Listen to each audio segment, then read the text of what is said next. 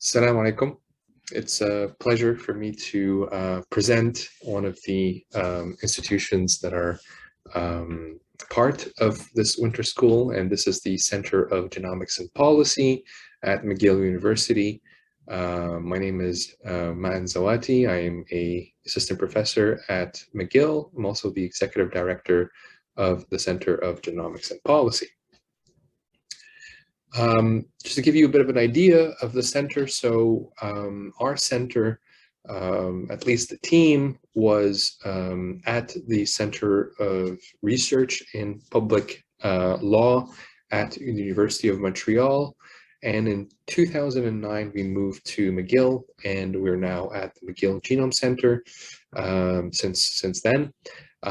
There are three principal investigators, myself, Professor Bartha Maria Knoppers, as well as Professor Yan Jolie. We have around 30, a little bit more than 30 staff members. These include research assistants, admin staff, as well as academic associates. Academic associates at our center are close to project managers. These are professional experts in usually law or bioethics, but very specialized individuals with seniority or senior experience, and they are managing a lot of the projects of the PIs. Research assistants are generally graduates from graduates from a bachelor's degree or a master's degree, and they also could be students who are currently studying at Mcgill or in other universities. We have also more than 8 graduate students at both the master's and PhD, and we also have legal articling, which is a step that one does before becoming officially as a lawyer. Our interests are very, very broad within the world of genomics. So these, of course, include, generally speaking, the ethical, legal, and social challenges of genomics, health innovation, and artificial intelligence.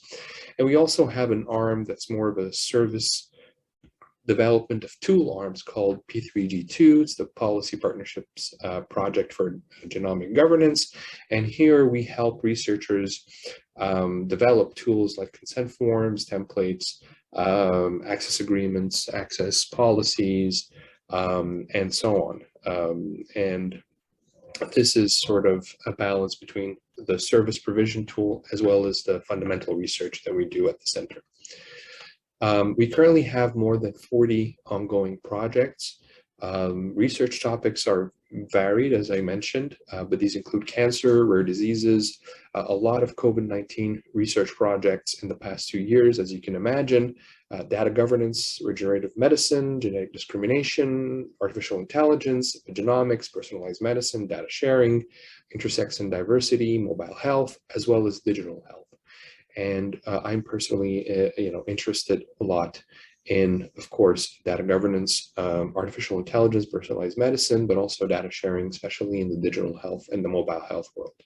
Of course, we work with collaborators on these varied topics, and our focus is, again, the ethical, legal, and policy aspects of these large domains.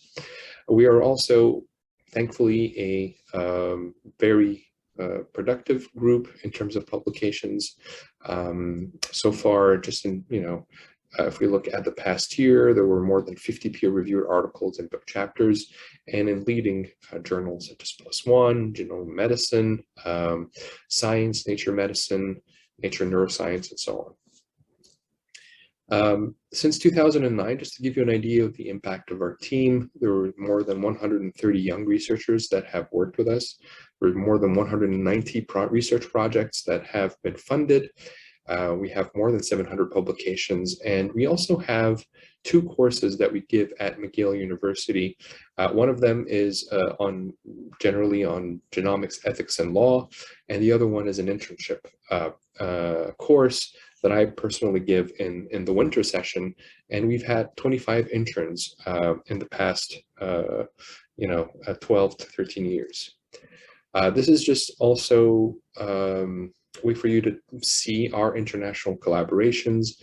These are a simple, selection of our international collaborators over the years, and the ones that you see here, we've established, almost more than 10 or 20 years of collaboration. We have in the UK, we have in Spain, France, Luxembourg, Germany, Belgium, Hong Kong, the Netherlands, and of course, more and more our collaborations are also in the Middle East, with HBKU, as well as the Qatar Genome Program, the Personalized Medicine Initiative, and of course Qatar Biobank.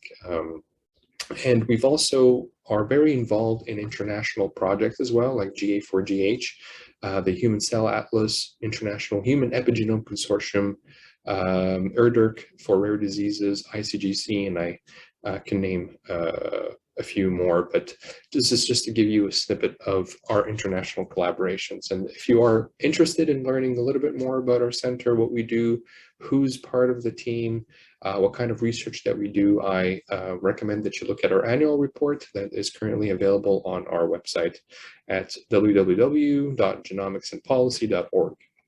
Thank you very much for your attention, and I wish you all a pleasant winter school.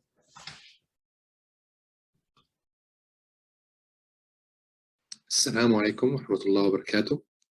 It's a great pleasure for me to present at this virtual winter school in Doha, Qatar.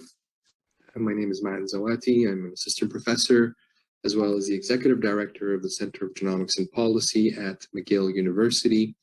And my topic today will be on direct-to-consumer genetic testing and wearable devices, but we will be focusing on mobile health apps, so mobile health applications. I'm going to start with a bit of an introduction, and then talk to you, of course, about direct-to-consumer genetic testing. I'm going to then talk to you about direct-to-participant genetic research. And then we're going to go into the wearable devices, but focus really our attention on mobile health applications. And of course, you'll see a lot of these technologies are new. Some of them have been there longer than others, but they're relatively new compared to other tools or other devices that existed for a long time. But they raise very important ethical, legal, and policy challenges that also target not just the researchers or physicians, but also participants, patients, consumers, the public, regulatory agencies, and so on. And it's really important for us to be able to look at these topics from different perspectives, and looking at it from not just, again, the traditional stakeholders, but look at how they affect other stakeholders as well. And of course, as usual, we will end with some case studies, but of course, these case studies will be presented to you this Friday, October 23rd.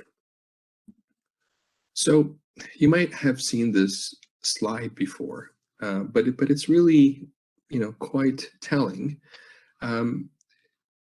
With the advances in science, especially advances in genomics, one of the messages that you can see, or you'll see a lot, is one of control.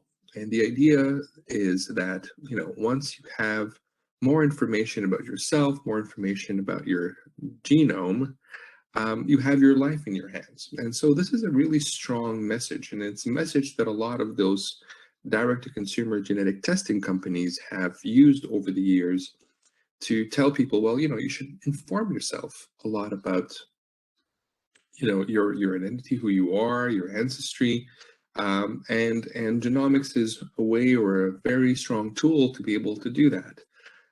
So this message is not new either, and it still continues to be used. This is an example from Apple, right? So this is the research kit and care kits. These are the tools that help developers come up with applications for smartphone use. And ResearchKit, of course, focuses on the research field, and CareKit is more of a consumer type approach, but also one where patients can use to communicate with their physicians. And again, the term here, the word that's constantly being used is empowerment. So you empower medical researchers, doctors, and now you, right? Doctors around the world are using iPhone to transform the way we think about health, and apps created with ResearchKit are already producing medical insights and discoveries at a pace and scale never seen before. With all of that, well, that information will be a form of empowerment for you as a consumer, as a patient, as a participant. And there's another trend as well, and this one again is quite telling. In 2012, The Economist published an article entitled "Squeezing Out the Doctor." And it's one where they describe a new phenomenon, given the fact that there's lack of resources. A lot of countries do not have enough physicians, and of course, when you think of geneticists, it's actually even more staggering, the fact that there's not a lot of geneticists in a given population. New professions, so this is what you're seeing on your left-hand side, new professions are being created, or already existing professions are getting more delegation. So they can do what we call medical acts that only physicians can do, or only geneticists could do. On the same side, this is what you're seeing right-hand side is through this phenomenon, what we're seeing as well is the use of technology and integration of that technology into the clinical care setting. So it is not new, for example, for genetic counselors who work in genetic departments and work with a geneticist most of the times to receive a consultation or a request for consultation of someone who's just done direct-to-consumer genetic testing. Now, of course, there are issues around validity and making sure that the actual information is correct and is clinically useful. We'll get to that in a moment. But still, there is more and more integration of these tools into the clinic. And the same thing goes for mobile health applications. We're going to see that mobile health applications in genomics are mainly resource-oriented, so they provide information, especially to physicians or to researchers, sometimes to patients. But there are some of them that have a clinical, a clinical purpose, and so slowly but surely, these tools and these technologies are integrating into the clinical care setting, and this is why we're seeing this phenomenon of squeezing out the doctor. There's also another phenomenon, but this one is more personal to us as individuals. There's a study basically from Microsoft in 2015, which reported that the average Canadian consumer's attention span was now 8 seconds, down from 12 seconds in 2000.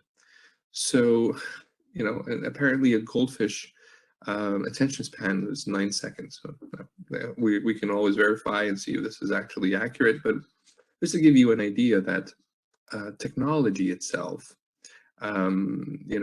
devices, social media has contributed, according at least to the study, to this attention erosion. And of course, this attention erosion is what some companies take advantage of. So if you're using your smartphone and you're downloading an app, which basically is a mobile health app, and this application itself, asks you a lot of questions or requires that you read certain documents, most of the times individuals are not really interested in going through all of that and going through the different, notices and the different agreements, and they just agree, and they flip the pages. But there's a lot of very important information that is not captured because of that. And I think a lot of these companies take advantage of this phenomenon. The other important thing to remember is that, well, data, especially your data, is rich. And again, this is from The Economist, where they look at data as the new oil, or at least, data has taken off oil as the most valuable resource. Now, we can debate this analogy, but I think what it says, and it's true today, is that it doesn't matter for large companies how many employees they have. It doesn't matter where they're stationed, if they're just in one country or in 15 countries, or 30 countries, or in just in a garage.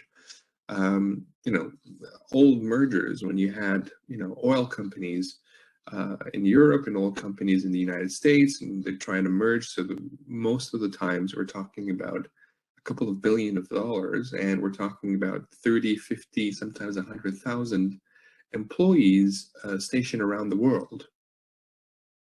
Nowadays, when there's acquisitions, it's not really that matters. And if you take the example of the WhatsApp, right? Everybody, or at least have heard of it if they're not using it already. And WhatsApp was actually bought by Facebook in 2014. And if I'm not mistaken, the amount was around $18 billion. Number of people working at that time in WhatsApp, around 60. Not a lot of people. The important thing was the data, right? And it had a lot of data. And that is, something that is extremely valuable these days. So thinking about that again, thinking about the attention erosion, think about the fact that you are providing data through these technologies and what it means for these companies is quite important.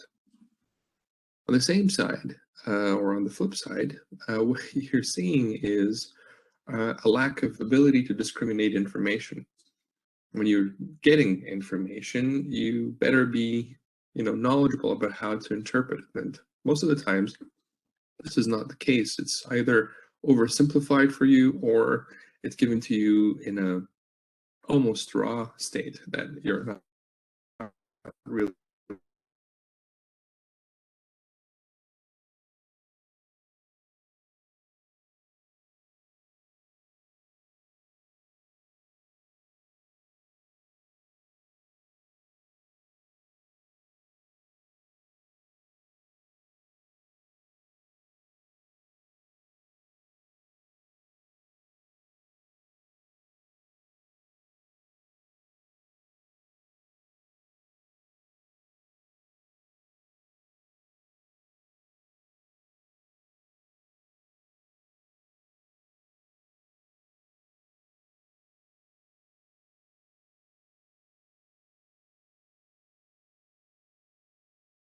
Online. That was back in 2016. 75 companies that are marketing tests to Canadian consumers in 2015.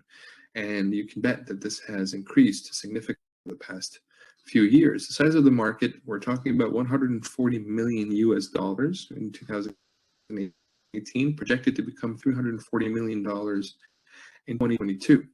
Now, more recently, a study has shown that with COVID-19 and the fact that a lot of the consultancy and the meetings and are all done remotely, especially genetic and genomic consultant services, the global direct-to-consumer genetic testing market is projected to reach 2.2 billion US dollars in the year 2027. So this is a very significant increase, from in just a span of 5 years, at least in terms of the projections.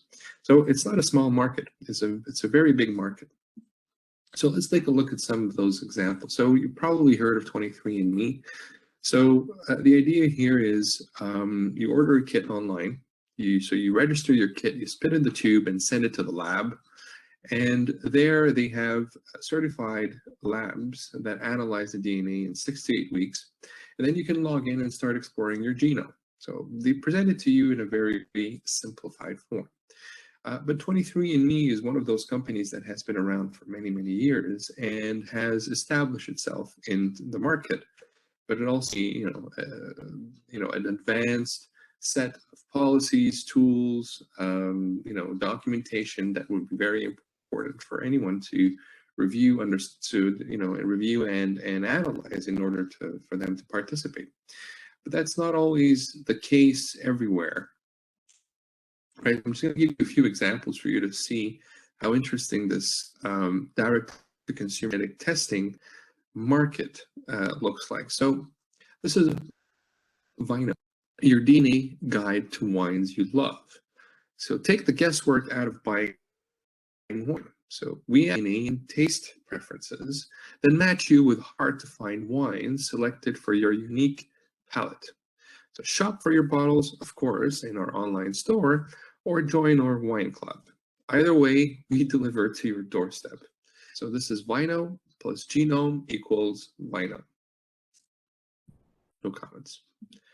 Pheromore, right? So we're changing the way you date because, you know, we've seen this in a episode of Black Mirror, but, you know, pretend that this is very, very novel. But anyways, we're changing the way you date. Pheromore is a dating app that measures compatibility based on physical chemistry and social alignment. Empower yourself. Find love. Hashtag love is science. Okay, so again, no comments, but you know, it's really interesting to see these you know, type of tools. This is both an app, mobile health app, but also a direct-to-consumer genetic testing service. Now, to maybe some that are a little bit more serious. So this is one from Quebec. It's called Biogenic.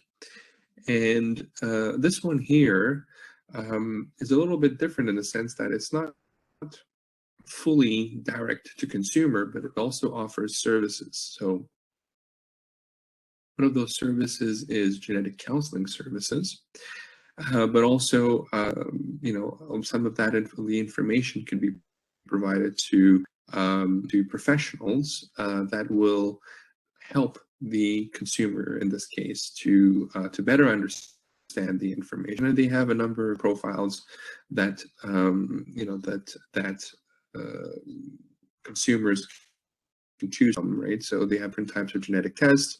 They have a pharma profile, they have an ADHD pharma profile, and they have a nutrition profile. But again, here, if you look very carefully, the message is the same. And this is the third tab from the left. Take control of your health, right? So this is the message that's constantly being hammered.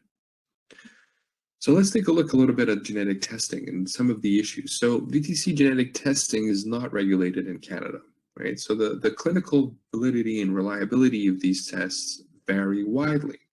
But DTC genetic testing companies make them available to consumers without, most of the times, distinguishing between those that may be useful to the management of one's health and those that have some limited health value and those that are meant purely for recreational use, like Pheromore or Vino.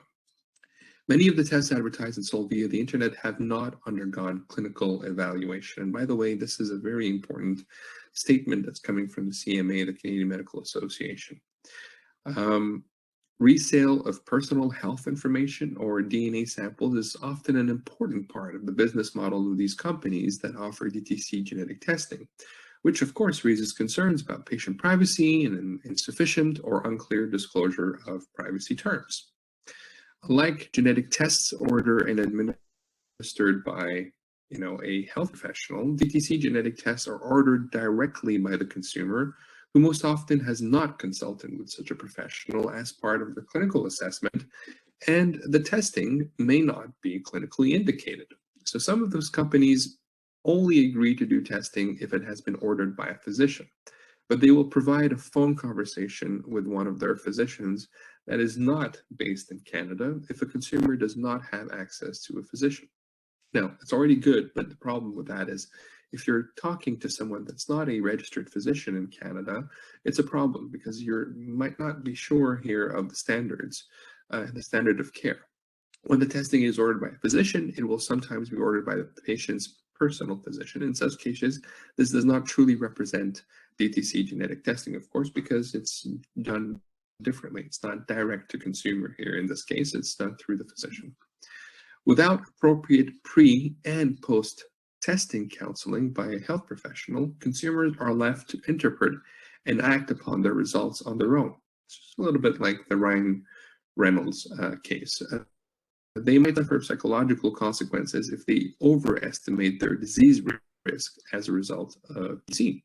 And as access to DTC genetic testing increases, Canadian health professionals, especially primary care physicians, are faced with the challenge of appropriately counseling patients when they receive their test results. However, few physicians feel they have knowledge in genomics to provide adequate care in this area. This is why we have what we call genetic counselors. But the only problem that we have with counselors is that they are not recognized as professionals according to the law. What this means is that their title is not protected and their acts are not reserved as well. You can ask, why do we need to protect their titles and why do we need to reserve their acts? It's because we want to make sure that the public is protected. Right now, I cannot pretend that I am an MD, I can pretend that I am a physician in Quebec because the title of physician is protected and their acts are reserved. So I can't diagnose anyone and I can't say that I'm a doctor as in a physician with an MD degree. However, I can say that I'm a genetic counselor and that I have, knowledge of a genetic counselor, and no body or group or association will come and knock on my door and tell me that I can't do that, that I have to cease and desist. It's a bigger discussion, but it's one of the problems that we are having today with genetic counseling, and it actually, creates some difficulties for genetic counselors that are practicing because they don't have this identity that they should have because their work is extremely important. So this is a statement from the genetic counselors of Canada. So they have an association, but again, this association just focuses on certification. It's not a licensure, so you can't have a license to practice, but you can be part of an association by getting certification. And by the way, not all genetic counselors that work in Canada actually have that certification, which shows you the problem that we are facing. But in any case, what they're saying is that they believe that commercial providers of DTC genetic testing should engage in responsible marketing of their products and provide consumer support throughout the testing process. Ideally, companies should provide consumer access to qualified medical genetics professionals. And genetic counselors are uniquely equipped to provide pre- and post-test genetic counseling to individuals who elect to pursue DTC genetic testing. Now, again, not all of those companies provide that. You've seen this in Biogenic as an example, but it's one of many that do that. But others, like Ferramore or Phenome, do not provide that information. However, Canadian consumers should be aware that the availability of provincial genomic and one of the. So let's talk then, how we see advantages and disadvantages of this. So one of the advantages that we constantly hear is the fact that it's empowering people and gives them a feeling of personal control. But really, the question is, does it really do that? Sorry, does it really do that? Are we really empowering people and giving them a feeling of personal control, especially if there is no pre or post counseling, especially if there is no clinical validation? Sometimes I'm not talking about all of those companies, but most of them. The question, are people question mark anything else? You'll see that all the advantages that I list here have question marks.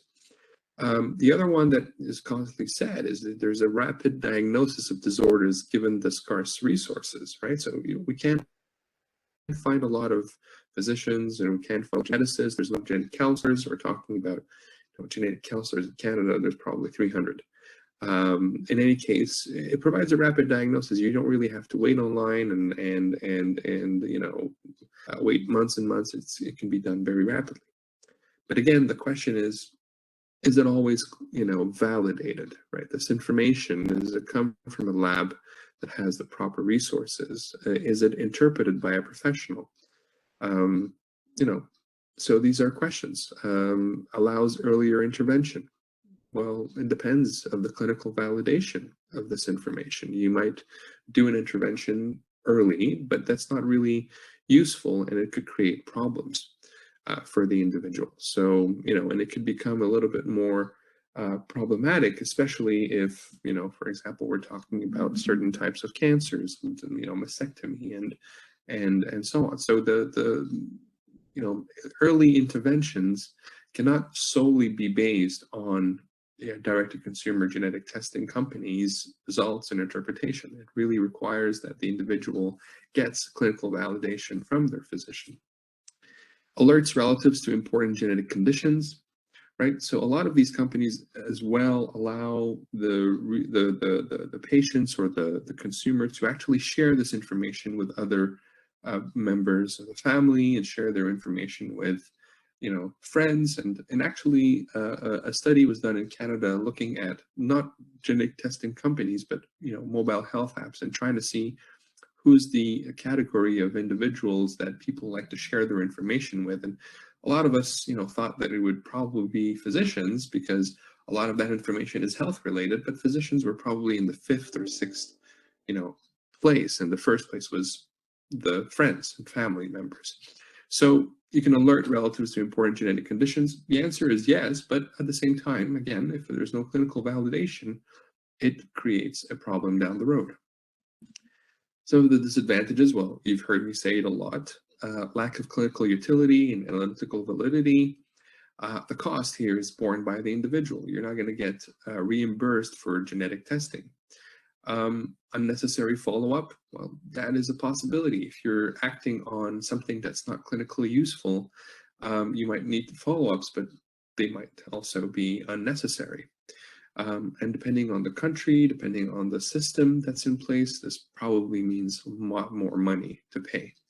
And in places where there is universal healthcare system, and it's paid by the government, well, it's not more money, but it's more time for people, because there's a clog, and there's a lot of individuals who are doing unnecessary follow-up. There are questions around confidentiality, of course. This information is shared. It's collected, but it's also shared. So it's really important to always, when using these services, to actually know what their privacy policy is, how they are providing access to this information, and to whom. If the information is of little use, well, it will induce anxiety. A lot of these companies also have a research agenda, right? And it's really important to keep that in mind when looking at what they do. Because of course, this information that you're providing is going to be accessed by a high number of researchers, and it could be around the world. So more information on that is always important. And of course, there's a lack of regulatory framework at this point. So with that, sometimes we're seeing laxes here and there, but also difference of interpretations. So if you look at the Canadian legal framework, so Health Canada considers genetic test kits as Class 1 medical devices that are low risk, not requiring medical device license. And there are federal regulations, of course, that apply to marketing, privacy, anti-discrimination. For the provincial legal framework, well, there's medical law, right? So, in Quebec, for example, only a physician can prescribe a test, and especially diagnostic tests, and they're the only ones who can provide a diagnosis. There's also provincial legal frameworks on lab tests, and there's also provincial legal frameworks on consumer protection and on research, which can affect, direct-to-consumer genetic testing companies. If you look at the international policy frameworks, well, there's, countries where there is no specific direct-to-consumer legislation, like in the UK or Canada, and other countries that they are permitted, regulated. So in the US, South Korea, and there are countries where they're prohibited, like Switzerland, France, Germany, and Spain. And the reason most of the times is because there is no physician that's involved, and that they require physicians to be involved in these processes. If you look at international policy frameworks over the years, you have the statement from the European Society of Human Genetics. There's the European Academies on direct-to-consumer genetic testing. There's also a forum that included different stakeholders, including those companies that came together to provide privacy best practices for consumer genetic testing services. That was in 2018. And of course, there's a lot more. I mean, you've seen the CMA that we've talked about. You've seen the Canadian Association of Genetic Counselors, but there's also other institutions and genetic counseling, orders or genetic counseling associations around the world as well. So let's talk a little bit about direct-to-participant genetic research, right? So it's not very, very far from DTC. There's actually some interesting correlations here, but I just wanted to say a few words about that, and this is based on a project that we've recently done at the Center of Genomics and Policy. So researchers have begun to use online recruitment strategies to enroll participants who live in countries other than their own. And this combines two very, large trends, one of internationalization of research, and the other one is online recruitment. So how is the practice of recruiting international research participants online regulated? This is one of the things that we wanted to verify and look at. And so we've recruited experts in law and the regulation of research from 31 countries around the world to respond to a short questionnaire and prepare a report of around 2,000 words detailing the regulation of international direct-to-participant research in each of the jurisdictions. The only difference is that we've asked experts from the US and Canada, to have larger reports because this is where the principal investigators were from. But otherwise, we've received 31 reports. And we've published these country reports in the Journal of Law, Medicine, and Ethics. And so the questionnaire that we sent included 10 questions, and responses, of course, you're asking 31 different experts. They varied wildly in substance and style, but I'll go through some of the results just to give you a bit of a sense. So, basically, one of the questions that we really wanted to focus on is whether international DTP research would be legal in the 31 countries. And we've asked basic questions such as, assume that a researcher from outside your country wants to conduct DTP genomic research. Would it be lawful for the researcher to do so without an RAB review in either the researcher's country or your country? Would it be lawful for the researcher to do so if the research were approved by an IRB in the researcher's country, but not submitted for approval in your country? Would the external researcher be required to have a collaborator in your country? Would it matter whether the external researcher is based at a commercial, governmental, or academic entity? And we asked them about whether their country has laws, policies, or guidelines dealing with genetic or genomic research that would apply to direct-to-participant research. So none of the 31 countries had specific laws or regulations on the topic of international DTP research, and most of the experts reported that international DTP research would be regulated either by analogy to existing legislation or through reference to other normative instruments such as policies or guidelines. And here we're, of course, talking about soft law. Overall, most experts reported that either external or local ethics approval would be required to conduct DTP genomic research. So we're talking about 22 out of 31. A local collaborator is often also required, so that's 9 out of 31. And most countries have legislation, or at least soft law, dealing with some aspect of genetics or genomics research, but they do not consider DTP research explicitly. No country does that. So, we've tried to come up with recommendations, especially around, the review, the RAB review, because if you want to conduct this, what you want to do is streamline the process, right? So global trends are moving toward more stringent data protection laws. This will likely make the legal landscape for DTP research a little bit more complex. And underlying frameworks for ethics approval around the world are fairly consistent. This presents, of course, an opportunity for DTP research. And in order for us to be consistent in ethics principles oriented around for example, the Declaration of Helsinki, would mean that single site ethics review for DTP research. And we've decided to focus on rare disease as a start. So single site ethics review for DTP research on rare disease may be a viable solution to conflicting laws and policies, right? So the ability to, communicate between the different research ethics boards and come up with a single site ethics review for DTP research would be a very valuable approach. Because redundant ethics review in multiple jurisdictions could slow or complicate DTP research. There's, of course, special cultural considerations that will be necessary to take into account.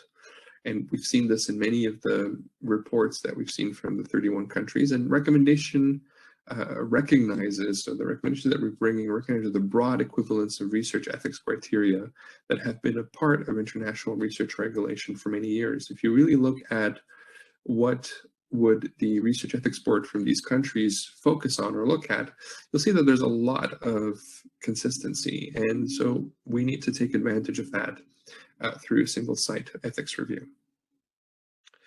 Let's go into mobile health applications to finish this start the last part of the presentation. So if you look at North and South America, there's more than 1 billion mobile connections for a total population that's less than 1 billion people. So there's actually more recorded mobile connections than there are inhabitants. In Canada, we're talking about an 81% mobile use, right? So it's a high number. The mHealth application sector has grown 87% faster than the entire mobile industry. Just to give you a sense of how quick the use of mobile health apps is. So in 2018, there's approximately 325,000 health-related apps. So not just applications, but health-related applications. And we call those mHealth apps.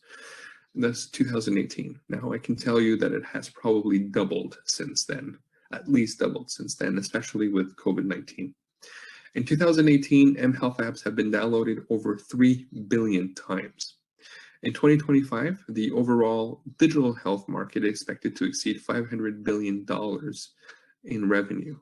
$500 billion in revenue. So if you compare that with direct-to-consumer genetic testing, it's almost 200 times bigger. That, of course, I think this number is probably going to change because 2020 has really exploded the digital health market with COVID-19 and with the use of mobile health apps to capture health data. I think that this number is going to be very well exceeded in 2025 because the projection here back in 2018 did not take into account the pandemic. Let's look at an example of this. So smartphone wielding Dr. Eric Topol diagnoses his own kidney stone. So Eric Topol is a known physician, but he's also a writer, and he really talks a lot about mHealth applications. He was on a flight, and believed that there was some health complications, and he basically diagnosed himself with his own kidney stone. And I looked a little bit into this and found out that it's actually a portable ultrasound that he used. It's called the Philips Lumify portable ultrasound, and basically, it connects to your smartphone and gives you that ability to do an ultrasound, and that's how he diagnosed it. Of course, he's a physician, so he's able to do that. But just to give you a sense of where these apps can go, this is the Mind Mental Health Technologies Incorporated, right? So this is a company that wants to leverage technology, data science, and machine learning to develop products and services that help diagnose, manage, and predict mental illness. So we're talking about devices that diagnose, which is really interesting because diagnosis has been limited to physicians and healthcare professionals since forever, right? And that's, again, an example of the squeezing out of the doctor that I mentioned to you at the beginning of the presentation.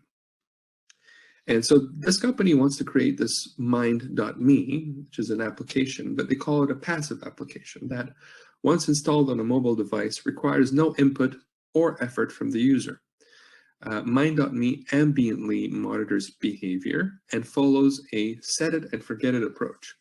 When Mind.me detects the early symptoms of depression, notifications will be sent to the user's predetermined circle of care. Now, I think this, brings up a lot of questions and a lot of challenges and a lot of issues. First, what does ambiently monitors mean? How exactly is it going to detect those symptoms, early symptoms of depression? Is it because, it hears me constantly? Is it recording, my talk? Does it have access to my emails because I've answered with a sigh ×2 to a colleague or a friend? How does it make that determination? Right. So these are all very important questions. But technology is moving fast. But at one point, you really want to make sure that it's that it has the proper protections and it's also valid. Imagine getting this, something's wrong with your daughter message on your wrist or on your phone. And actually, there isn't anything wrong. It induces anxiety. This is another example, but this one is real and very serious. So there's a fertility app for women, the FEM app, and it basically, what it did was, for the users in the US, EU, and Africa, it sowed doubt over the safety of birth control. Right. So as part of its results and its information, it actually sowed a lot of doubt about the safety of birth control. And we learned, from this publication in the Guardian, that actually what's happening here is that it was actually funded by anti-abortion campaigners. So you see, this is actually very serious, because it creates a very big trust problem. This is information that is health related, information that women use to make decisions about their reproductive health. It turns out that it's actually funded by anti-abortion campaigners, and this is why the information that they provided was at least scientifically wrong information. This comes back to the issue of clinical validity and clinical usefulness. In the past couple of years, just maybe I would say the past 3 years, a lot of discussions have happened around mobile health applications, and there has been a call really for a dramatic change in the way we see those applications, and the importance of actually having them go through a rigorous evaluation and ensure that their regulatory agencies in Canada and the US and everywhere that actually take that seriously and regulate this market. And so in Canada, we do have something that just came out.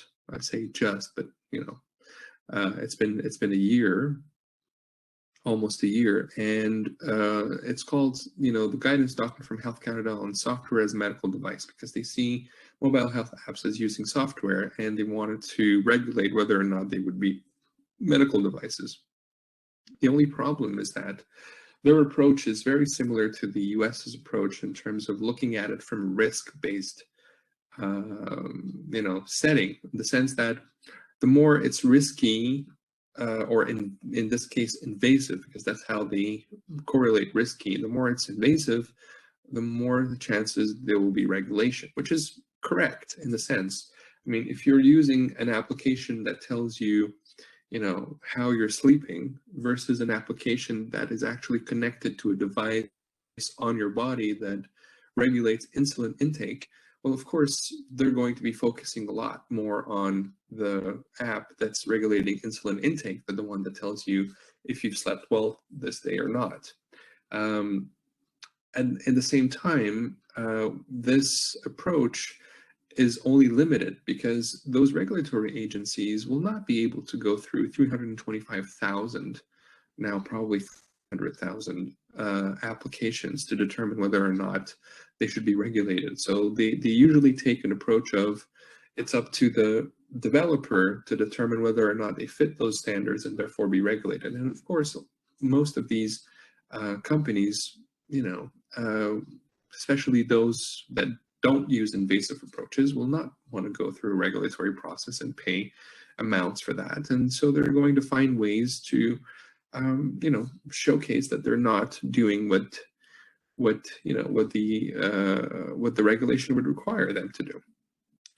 And so the approach of getting regulation only through health, agencies like the FDA or through Health Canada in Canada's perspective is not complete, and therefore we need to think about it from different angles. And one of those angles is actually looking at it from the perspective of the physician. Remember at the beginning I talked to you about the importance of looking at it from different angles. This is one of those cases where you have to look at it from the perspective of physicians.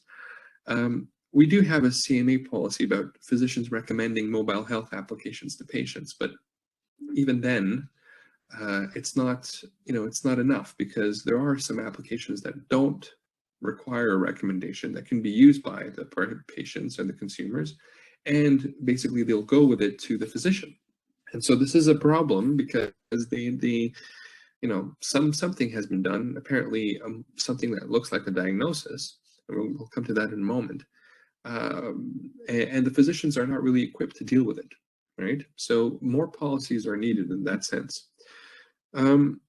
So data sharing practices, so this is from a 2019 study, and it's actually a very important study that's looked at the data sharing practices in mobile health apps. So data sharing practices among health apps are routine, but they're not at all transparent. Most of the shared user data is unique and identifying, and several apps share sensitive data, such as a list of medications and precise location. And this is what they recommend, the authors. They say at the minimum, users should be able to choose precisely which types of data can be accessed and used by apps, and to have the option to opt out for each type of data, which is something that's not currently available for most of these applications. It's either you take it all or you don't. You can't really pick and choose.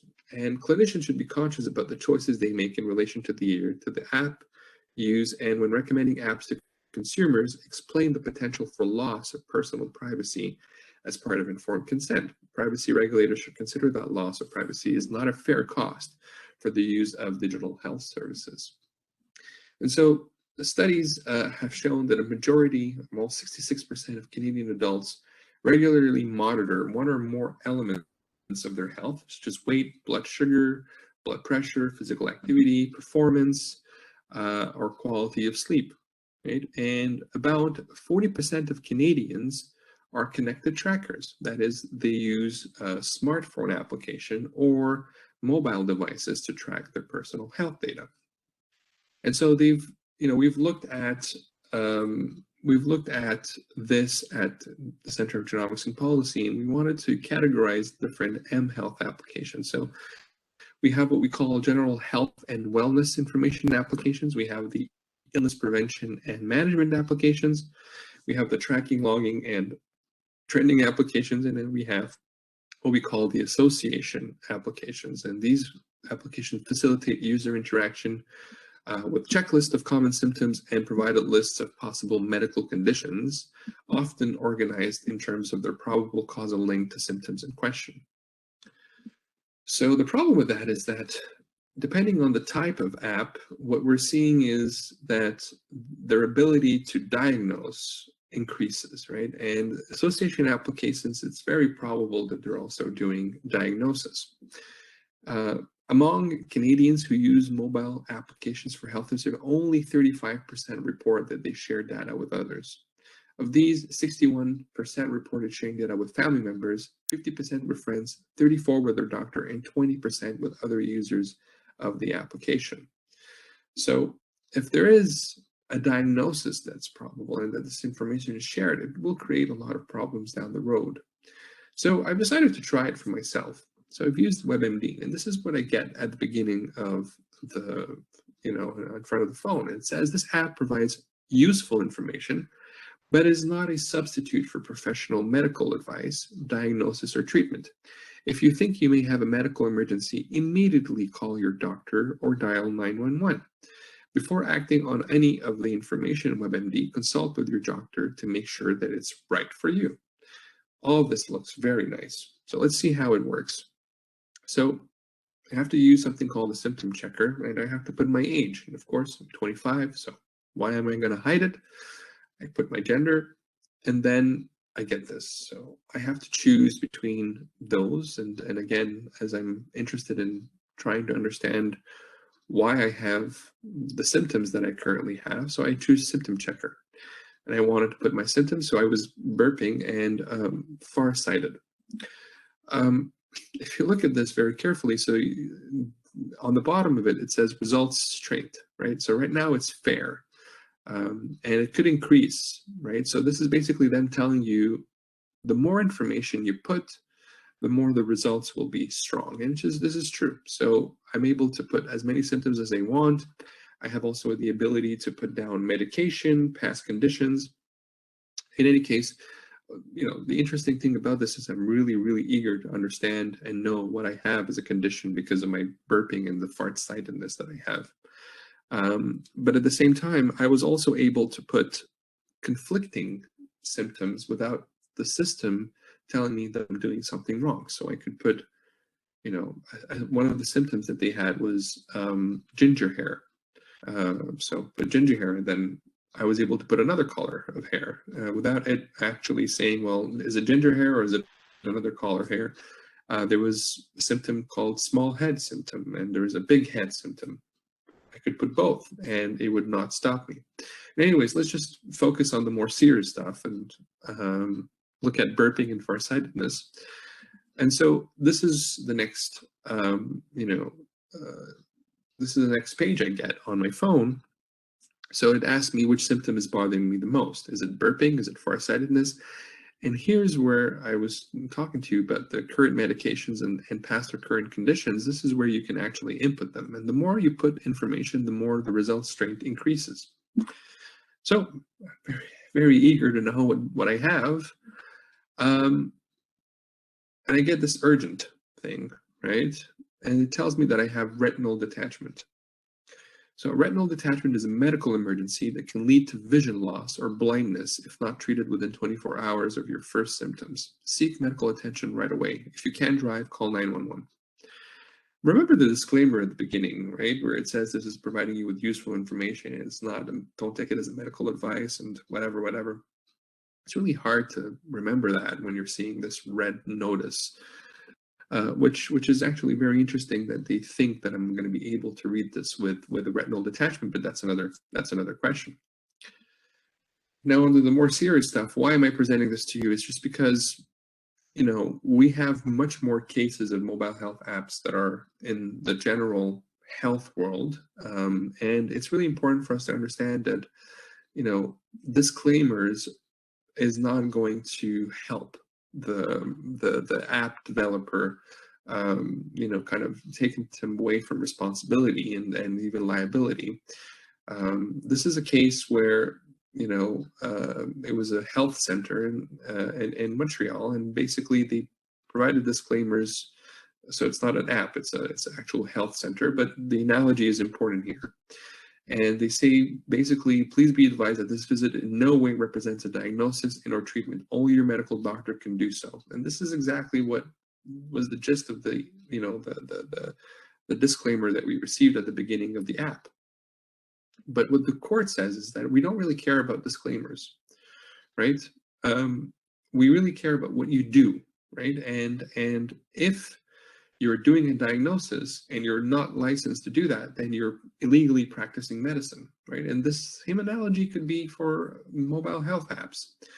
And, in order for us to understand whether or not you've done a diagnosis, we need to actually define what a diagnosis is. And the courts have said, well, it's easy. We look at the dictionary, and the dictionary says that it's identifying a condition through the symptoms. This is exactly what those apps are doing. And the reason why they want to make it as large as possible is because they want to protect a very important stakeholder, which is the public. If you make it very restrained, a lot of people would be able to try to find ways not to, not to fit within that definition. But the more you make it large, the more you can allow less people to use it, that are not licensed and protect the public. So let's look at and dive in a little bit at genetics and genomics mobile apps more specifically.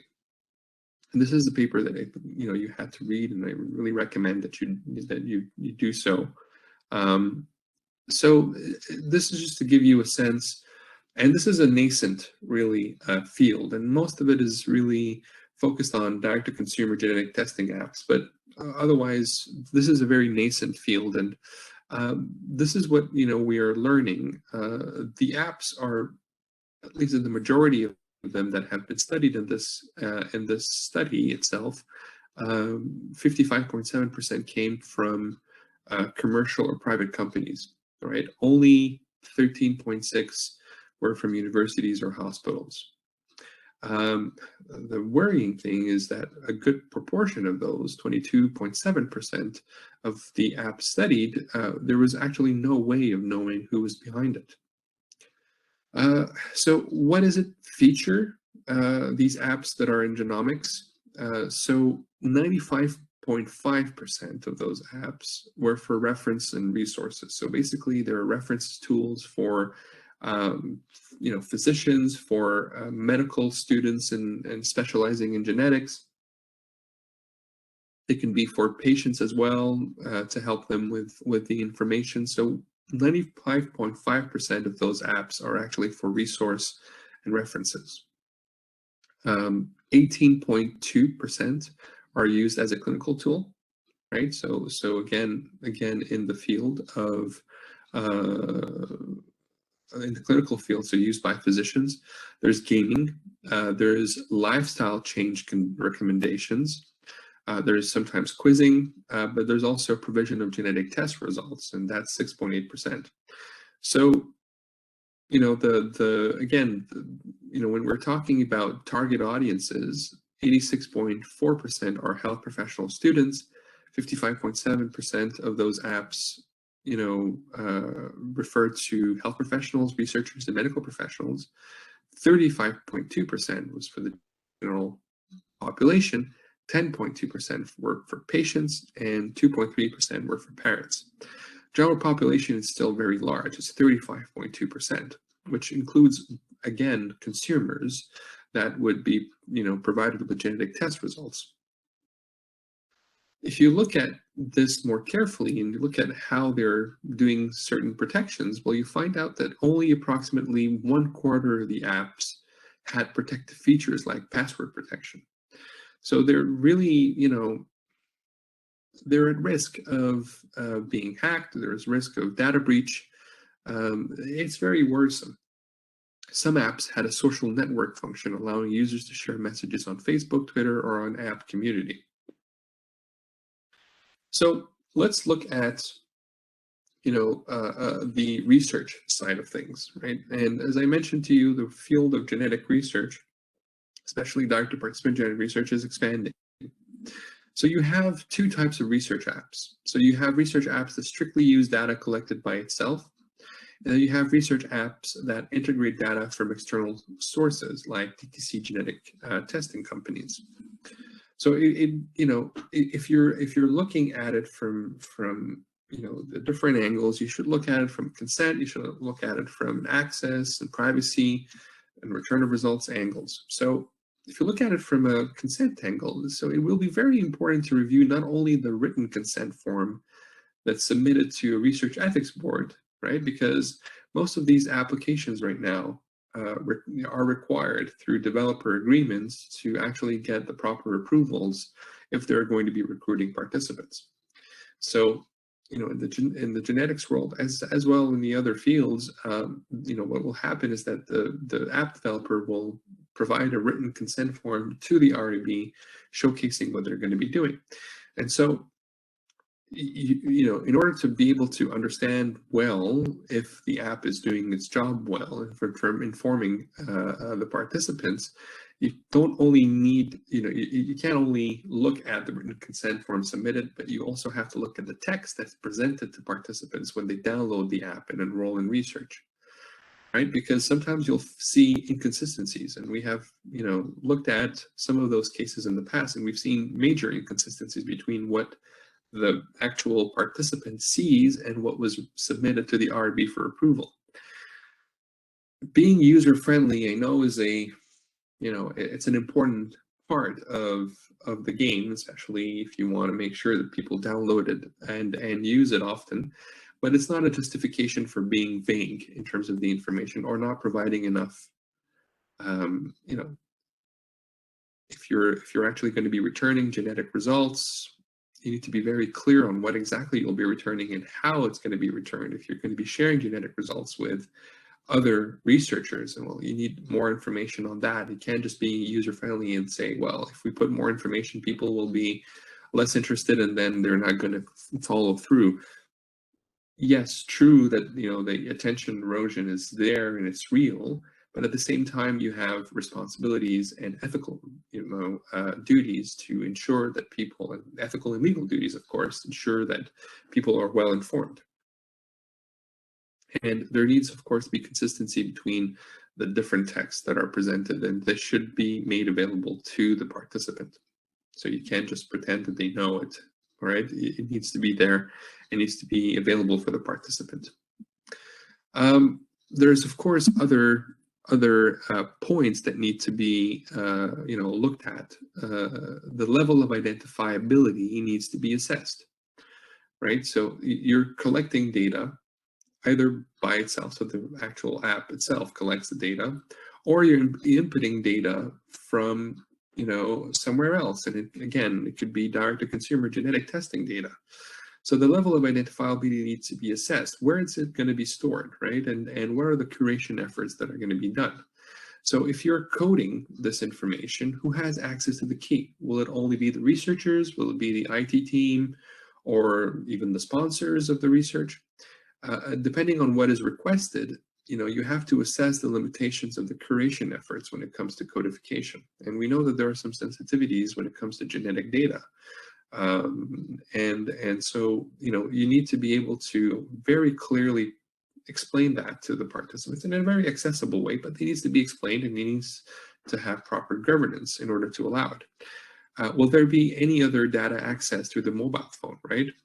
So you have genetic data and that's, for example, submitted through those companies, but at the same time, are we going to access other information from your mobile phone?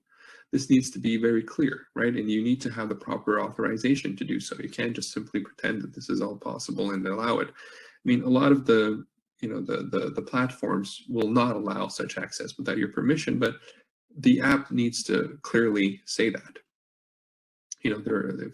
There are sometimes situations where the app actually requires you to take pictures of yourself, because there are apps and that goes from phenotype to genotype and provides some information. It might require access to your camera, right? So this access itself needs to be well framed. In order for it to happen. There's, of course, other research projects that require, for example, you to take pictures of molds, right? And they want to create an algorithm of early detection of melanoma, for example. So access to the camera is usually something that's very important for many of those applications. So where will this data be stored? Will it be on a cloud service, or is it going to only be on your phone? And this is really important to keep in mind, because you also have so much capacity of storage on your phone, and what's the level of protection on each side? Who has access to it? Again, we've mentioned this before. Is there a governance framework, right? Or do these apps actually have a very clear understanding of how they're going to be providing access to your data, especially the genetic data? Is it going to be through an open system? Is it going to be through a controlled system? You need to be able to know that. Is there an access policy that can be reviewed? Usually this is where you'll find the information. Unfortunately, a lot of these companies actually don't even have a privacy policy, which is the least they can provide. Access policy is even more complicated for them, but it needs to be there. The participant needs to be able to understand very carefully how their data is going to be protected and how they're going to be used. At the same time, researchers who are interested in this field, who want to access this data, need to know how to do that. And what are the types of protections that are put in place for it to happen. What happens if the participant withdraws from the study, right? What happens if you delete your app by mistake, right? Does it mean that you're withdrawn from your study? You know, these are really important questions that need to be answered. So if you think about this again from the perspective of policy and regulation, especially in the field of mobile health applications, it really can be looked at only from the perspective of regulation as in through medical devices. You also have to think about it from professional association guidance, right? So you need to have the physicians, you need to have the genetic counselors be involved, you need to have the geneticists be involved. And then think about it also from a consumer protection, right? Because a lot of that information is made available to the consumer, right? So we're not talking about the research side here, but we're talking about the consumer side, which can also tip into the research side, by the way, as we've seen.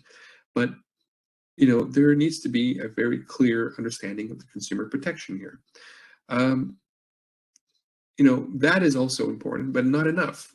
We also need to have more education, right? We need to understand first and foremost and engage with the different stakeholders to understand their perspectives. We need to know, you know, how they're using it, why they're using it, what they do with the data, who has access to it, and educate the physicians on the use of mobile health applications and educate the medical community. I give a course on mobile health applications to second-year medical students, and it's really interesting to see the level of discussions that come out of that class, because they're really highly interested and they know that this is the future and this is what's going to be used in a few years, you know, for now in a more frequent way. And we've seen with the pandemic, you know, this is basically how we communicate with our doctors and our physicians, because we can't go to the clinic. We do that through apps. We do that through telehealth and applications, especially if we have to share data or send data. So education is paramount, but it's also education for the public, for the consumers. They need to know what to look for. And, you know, they need to have a better understanding of how that's going to happen and what they're going to be, you know, interested in ensuring that you know, the safeguards that need to exist. But there's also another aspect to it. So we always look at the ethical, legal, social, you know, issues. But what about psychology, right? Psychology is also very important. We talked about, you know, attention erosion. We talked about, you know, people that want to have the information now and they're impatient about it. Psychology plays a very important role, because if you look at the messaging that it's always sent, it's always an empowerment message. It's always about you taking control of your life, like if you haven't done that before. And it's so getting psychology involved in this equation, I think, is going to be extremely beneficial, extremely important. So where do we go from here? Well, we've talked a lot about a lot of things today. We talked about genetic testing companies. We talked about genetic direct-to-participant genetic research. We talked about mHealth, especially in the genomics world, and we looked at mHealth and research as well. The most important thing is to actually sustain the trust that we have. And it's not a trust between the physician and the patient, or the researcher and the participant. It's trust with the research community, it's trust with the public, it's trust with the different stakeholders. It's a multilateral trust, and it needs to be sustained. But for the average consumer as well, you know, when you're using these tools, it's a question of, yes, trusting, but also verifying. And in order to verify, you need to be equipped. You need to have the tools to equip yourself. And this is where education falls. And this is why it's important for us to discuss these issues. And for you, future, you know, leaders in your communities, and some of you, you know, are interested in you know, going deeper into the bioethics world and the legal, you know, sphere. Getting and knowing about these issues will allow you to innovate. And those that are in the more biotechnology world, well, looking at those challenges, those ethical, legal challenges, is going to help you, sharpen your skills and reflexes to know when there's issues that arise, and help you, keep that trust in your product, keep that trust in your lab, keep that trust in your relationship with the consumer or the other stakeholders that you will be dealing with. And trust is the currency in science, and sustaining it is a challenge, but it's very important to do that. And having the proper information, having the proper policies in place to allow this to be framed appropriately is one way to help sustain that through, of course, engagement. So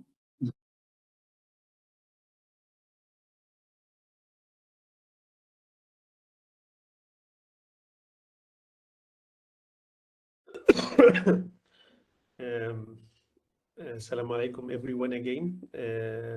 Again, due thanks to Dr. Ma'an Zawati, who was willing to videotape his talk because he couldn't be with us live. And sorry again for the disturbance in the schedule that we had to push his lecture a bit earlier. Now we have Dr. Suleiman with us. Assalamu alaikum. How are you doing? Walaikum salam wa rahmatullah, Dr. Ghali. So sorry to you and to the participants for the eternal challenge of different time zones. This is the challenge of the online events. We hope that the pandemic will be over soon, inshallah, and that we'll be able to have go back to the normal face-to-face form of organizing these events. But thank you very much for making yourself available. Would you like to share any presentations, or you will just give your talk? I will eventually, Dr. Ghali. I was just wondering whether I'll be able to engage the participants in a little bit of Q&A to begin with. And so what I wanted to do, yes, there is the chat function, yes, or the Q&A function. So I'll start with that a little bit first of all, just because I want to try and get to know who's in the room, so to speak. So first of all, Assalamu alaikum. It's wonderful to be with you all. Jazakallah to Dr. Ghali and to the organizers of the conference for inviting me to have this opportunity to share with you some of the work that we're doing on genomics, Islamic ethics, and public engagement. For those of you who are able, please put your videos on. It would be lovely to see you. I want to try and get you to interact in terms of the initial sorts of questions around public engagement and the sorts of ethical issues that relate to that. Interestingly, Ma'an's presentation is one that we can nicely segue off, because a lot of what we will be discussing during the next hour or so will very much be related to this issue of trust and trust in science, and of science, and the role of public engagement in not only fostering trust, but our appraisal of whether or not any particular science or scientific community is owed the necessary trust from the different publics that it engages with. So the first thing that I wanted to just Miro, just before you go ahead, do you have access to the share? You can share. Yes. Yeah, okay. Just let me introduce you and our Zoom and your lecture, and then I'll give you the free rein to communicate with the participants. Brilliant. Yeah? So, ladies and gentlemen, this is the last lecture in our program today. I'm very happy to introduce two very good colleagues and friends and brilliant researchers in the field of the interplay of genetics, genomics on one hand, and the Islamic moral tradition on the other hand. And if you read the bios of both the speakers today, Dr. Mehrunisha Suleiman and Arzu Ahmed, you will see that they have this hybrid education, hybrid background, interdisciplinary studies. Mehrun Nisha is Director of Medical Ethics and Law Education at the University of Oxford. And Arzu Ahmed is the ethics lead at Genomics England, and she was a researcher before at the Nuffield Council on bioethics. So they are very active in our field of Islamic bioethics, especially in the geographical scape of the United Kingdom. They are important stars there, but also in Qatar, they are doing very significant work with us here and worldwide in general. So we are very happy to have them and to have their insights about issues related to gen ethics. Very happy to have you both, and really sorry for the confusion that happened about the timing and the time zones. So welcome to the Doha time anyhow. And I give you the floor now so that you can start your talk, presentation, and possibly interaction with the participants as well. Thank you very much, and the floor is yours. Thank you. Jazakallah, Dr. Ghali. I am having a little bit of technical issues with the screen sharing, but I think I'll try and overcome that problem very, very shortly. Jazakallah, Dr. Ghali, for your very, very generous introduction. And it's wonderful to be with you all. What I'll do is tell you a little bit about the work that we're doing with Dr. Ghali in Qatar. It's a project that Dr. Ghali is leading on, titled Genomics, Islamic Ethics and Public Engagement. And essentially what the project is about is trying to understand Muslim public awareness of science and public engagement with science. And part of that process has been our appraisal of literature and efforts around public engagement. But before we go on to what we've been doing within the project at large, I do want to find out a little bit about yourselves and your understanding and engagement with this issue of trust in science and the role of the public in that interface. So if you could use the chat function or the Q&A function, could you tell us a little bit about what you understand by the term public engagement and why you may or may not think it's important? So I'll just give you a few minutes to do that.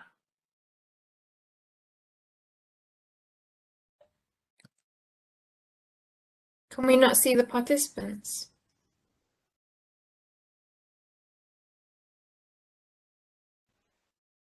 So I've just put the question in the chat. I don't know whether we're able to see the participants. We can see the list of them. Yes, you can see the names and everything normally.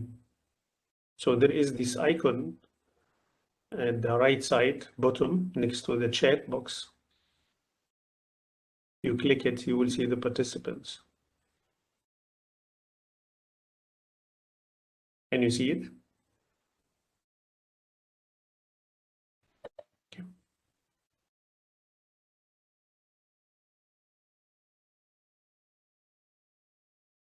So as I'm waiting for answers to come in, because currently I can't see anybody having responded in the chat, I'll tell you a little bit about the sort of the historical background to this. As many of you will be familiar, science has very much been the purview of experts and expert knowledge. This conversation between people within an elite space and an overall hierarchy. And so this notion of engaging publics and involving publics in the endeavor of science is a relatively recent phenomenon. And what we'll do is we'll talk a little bit about the process of that transformation, and then link it back to what you're all going to be focusing on and leading on in years to come, which is the translation of this within the sphere of Islamic ethics and Islamic bioethics in particular. Hasina, I see your comment. So you've said how much information is shared with the public about science and their involvement in participating with the research. This is really important, really important. Iwe, you've said public engagement is communication between experts and non-experts. The information sharing should go both ways. Experts inform the public, but public shares their questions and concerns, which can guide further research. So that's a critical sort of complementarity to what Hasina has said, and shows a progression in our thinking about public engagement. Safa said, public engagement is engaging with lay people with research. It's important for transparency and enhances public participation in research, so there is no room for misinformation or distrust. This is excellent, because you're moving beyond this definition of public engagement to why it is that it's important. And essentially what you're doing there is building on Ma'an's notion of trust building to how it is that institutions can be considered worthy of being owed public trust. Are they being transparent? Are they being proactive in involving publics in the determination of their research processes, their research priorities? And does that then lend itself to what's considered truly collaborative or co-productive partnerships in research? Huda, absolutely, you know, this issue of transparency is critically important. And Arzu, who will be providing you with a very particular case study, will talk to you a little bit more about the specificities around that. I'm going to try and share my screen so I can tell you a little bit about some of the work that we've been doing. Sadly, I think my my WebEx app won't let me. So what I'm going to do is I'm going to send you the presentation and see if you can upload it, if that's okay. In the meantime, please do keep comments coming into the chat. Anybody disagree with what's been said? Do you think there is a conflation, you know, where we're mixing this notion of science and the role of public? Anybody disagree with what's been said? There is a lot validly that can be said, you know, in terms of challenging this notion of public engagement and the likelihood of its success. So please do put challenges in the chat also. In the meantime, I will try and email.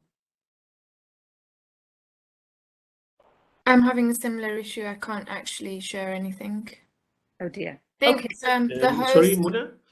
The host just needs to. Oh, okay. I think now. Can you please, yes, give me give us access to Arzu sharing, yeah.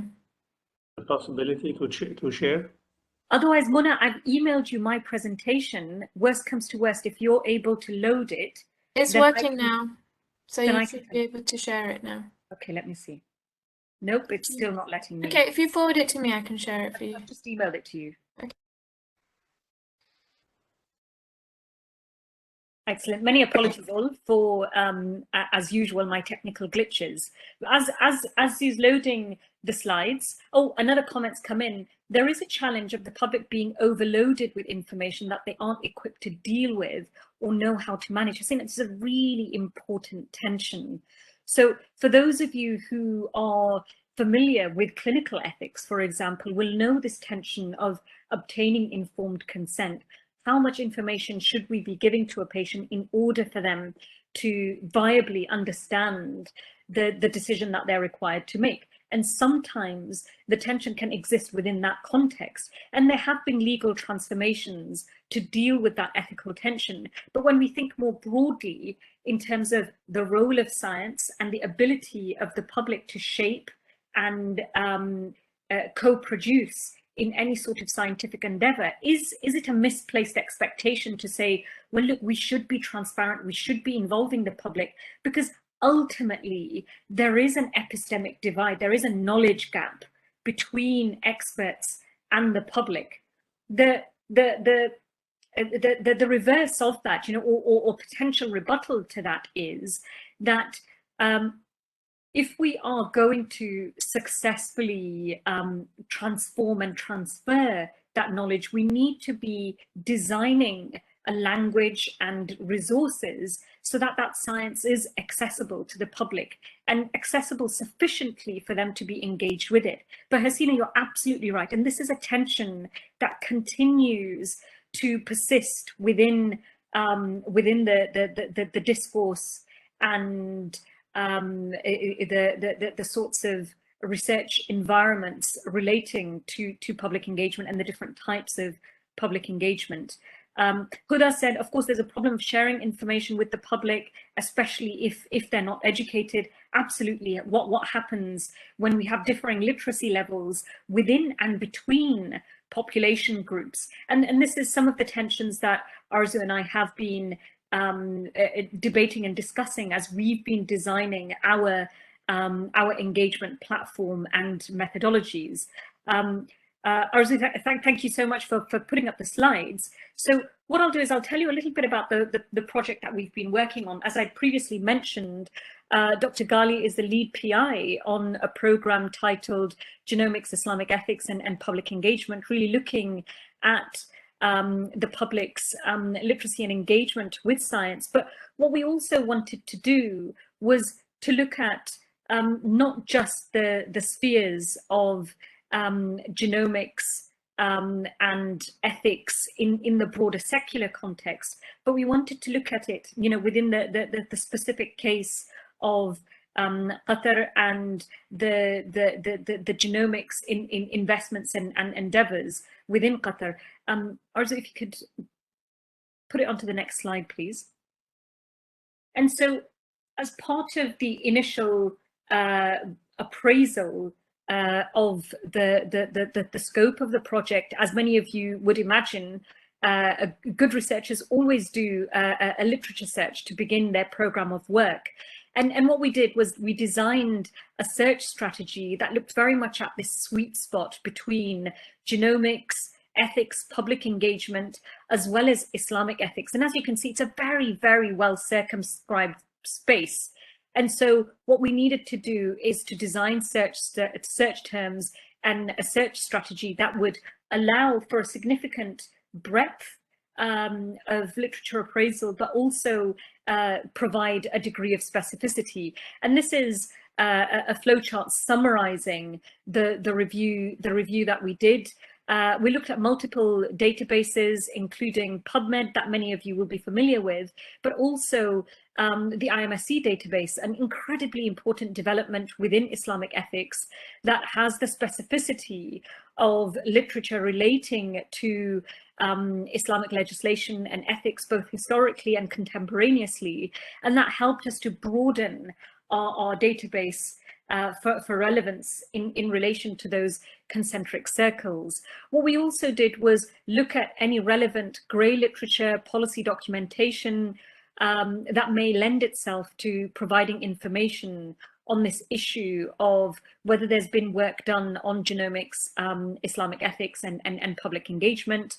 As many of you will be familiar with, in terms of a general scoping review, we removed duplicates and in the end found over 100 documents that were relevant. And what I'll do is I'll briefly summarize the key findings from the literature around the sorts of things that we've been discussing. And as many of you have rightly engaged with, this issue of what we mean by public engagement is deeply contested in the literature and in the research. And there are three terms in particular that are used. That engagement is about increasing education and awareness, and this can be done through open days, public meetings. So many of you described, this process of scientists putting out information about their work and about what they're doing. And that's essentially what engagement would look like.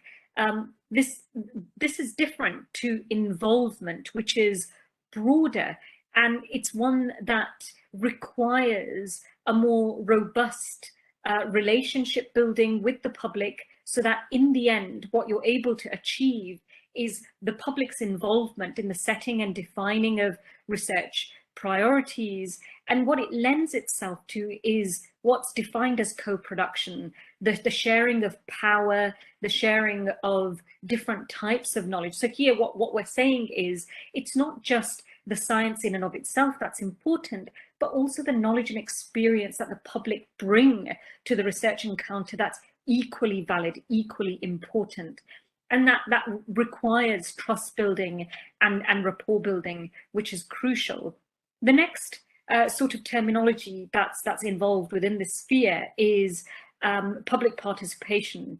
And this is, as some of you rightly said, you know, in order for us to sustain research and trials or the receival of the outputs of research, we need to sustain recruitment, and that's critically important. There is an ethical tension there, however, between persuasion and participation.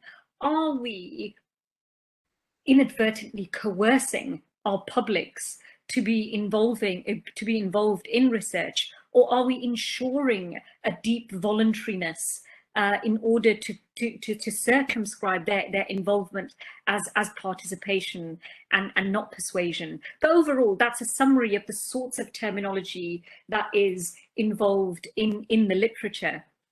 Many of you started engaging with this question. The other sorts of things that are important in the research is why we ought to do public engagement, and there's very important views around this. Some of it is about the definition of what good research is, you know, and it's good practice to involve research participants and recipients of research in the process of conducting research. The other is this issue. Oh, something. I seem to have lost my screen. Not to worry. So I'll just sort of read off the slides that I have. The other really crucial aspect is around how we define the power and purview of science. For countries like the UK, science is state funded, and by state funding we mean that it's funded through taxpayers' money, and this means that inevitably not only does the state have a stake in what type of science is done, but the public ought to have an involvement in what science is done and how it's done.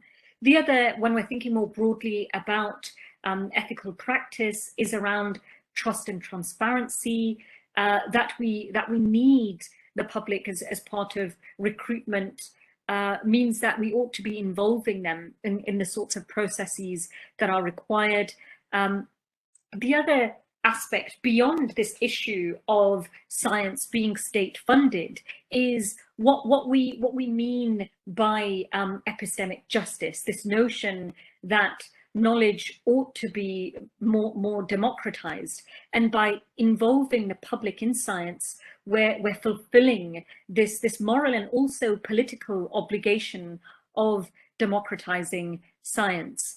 As you can well imagine, a lot of different research projects define these terms differently and also use the terminology differently. And this is what's a big challenge, you know, for those of you who'll be embarking in projects or commentaries within this sphere. Do look at the language that you are going to be using, so that there is a coherency, or that you're aware of how it is that it's currently being used. The themes emerging from public engagement interventions reflect a lot of what Ma'an was describing in terms of data use, personal harm, data control and access. So these are the sorts of things when the public engages with the types of science, genomic science, data science, that we're discussing as part of this conference, the sorts of things that they particularly flag as issues are around data control and access, how it may or may not impact medical insurance, other types of insurance and liability. Is there potentially a possibility of personal harm? For example, data and information being collated from scenes of crime that are then later cross-corroborated with large databases. A key issue especially when it comes to research and involvement of indigenous populations in countries like Australia, as well as Canada. An issue that is flagged is about lack of diversity. And this is certainly something that we're contending with in the UK. And it's critically important when we're thinking about genomic data and the role of that information in extrapolating conclusions. A recent example within the UK context is the pandemic and data potentially pointing towards genetic predisposition of the likelihood of not only being more predisposed to catching COVID, but also succumbing to worse outcomes. And there being an argument that there are certain ethnic profiles that have a higher risk. What's a very important caveat in that is our genetic databases are incredibly limited in representing diverse communities. And so we may be inappropriately interpolating the data and drawing conclusions that aren't necessarily scientifically valid. Next slide, please.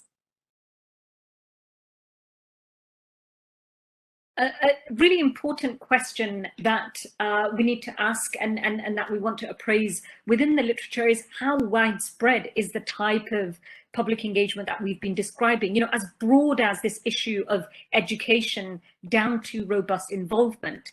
And currently it isn't very widespread at all. Only a third of the 96 human genome projects globally have some form of public engagement. And there's only 2 that has been defined in the literature as having what one would consider outstanding initiatives, you know, one that really is lending itself to citizen science, or this democratization of knowledge. And what we mean by citizen science is that people are involved beyond data collection and research design or analytics towards this co-creation in all aspects of the scientific process. And for those of you who are interested, do look at the Noon et al. Paper from 2019 to give you an overview of the types of studies that they looked at. And what we'll also do for those of you who are interested is share the draft of the paper that we've been putting together as part of our study also. Critically important is that when we looked at the literature, there was a paucity of evidence and perspectives from the Islamic tradition and Muslim context pertaining to genomics and public engagement. But what's important to flag is that the absence of literature doesn't necessarily mean that there is an absence of data or an absence of practice. What's important to flag is there was a limitation in our methodology in terms of us using English language publications as well as the databases that we looked at. And what we know, and particularly from the work that Dr. Ghali has done, is that there has been robust involvement of religious scholars and within the domains and discussions of science, particularly around genomics. And one of the things that we want to do is appraise those meetings and those sorts of discussions to see how they can inform some of the analysis that we have engaged with. Having said that, it's important to flag this caveat that though religious scholars have been involved in that level of debate and discussion, there still is an absence of involvement of Muslim publics in that level of discussion and debate. So it's important to flag that. Next slide, please. There is, however, important work that is being done, and this is a paper that I did want to flag that involves a survey of publics and participants in reference to their attitudes around genetics and genomics in Qatar. So for those of you who are interested, do look at that paper. Next slide, please. So I just wanted to summarize this part of our discussion with you to reiterate that, as you've all rightly flagged, public engagement is important despite the procedural tensions that we find. And this is because trust building in science is crucial as we continue to think about its long-term relevance, that there is something to be learned and to be appreciated in terms of the population's ability to inform our prioritization, and that citizen science may well lend itself to a more robust methodology in terms of how we produce or co-produce science. Lastly, that we do need a framework for effective public engagement in contexts where faith and Muslim particularities are pertinent, and there is a paucity of evidence and engagement in this particular aspect of the literature. So this is a call out to all of you that do think about this as an area of specialism and further work. So please do contact myself and Arzu as well as Dr. Ghali if you want to know more about the work that we're doing, and if you want to be involved in these debates and discussions around public engagement in Muslim societies.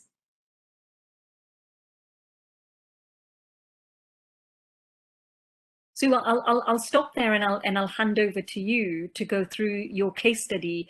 But for anybody who has any questions or any comments about what I've presented, please do put your questions in the chat, and what Arzu and I will do is pick up those questions at the end of the session. I'm now going to try and share my presentation. Let me know when it comes up.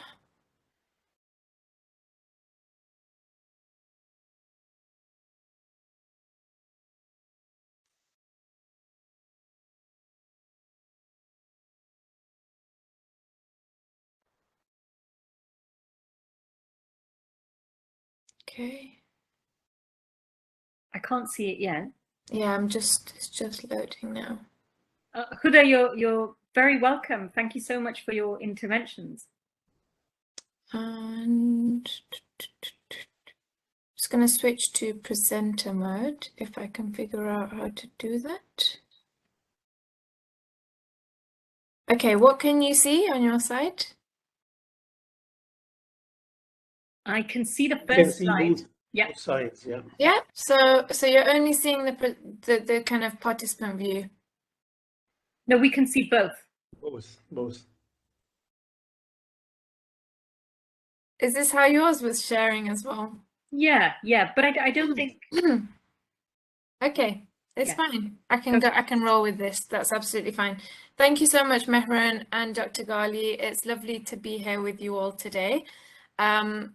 Apologies again for the timing mix-up. We can't seem to work out Doha time and UK time, but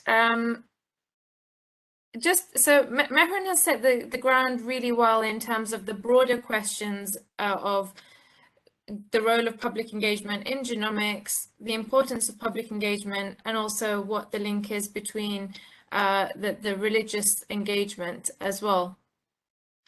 I thought I would take us through a slightly different dimension, which is looking at what happens operationally within genomics, and I'll be using the case study of Genomics England because I work here, and I'll be talking to you about how it is that organizations or people working in genomics are trying to get the ethics and public engagement right, so that you can get a sense of what happens on the other side.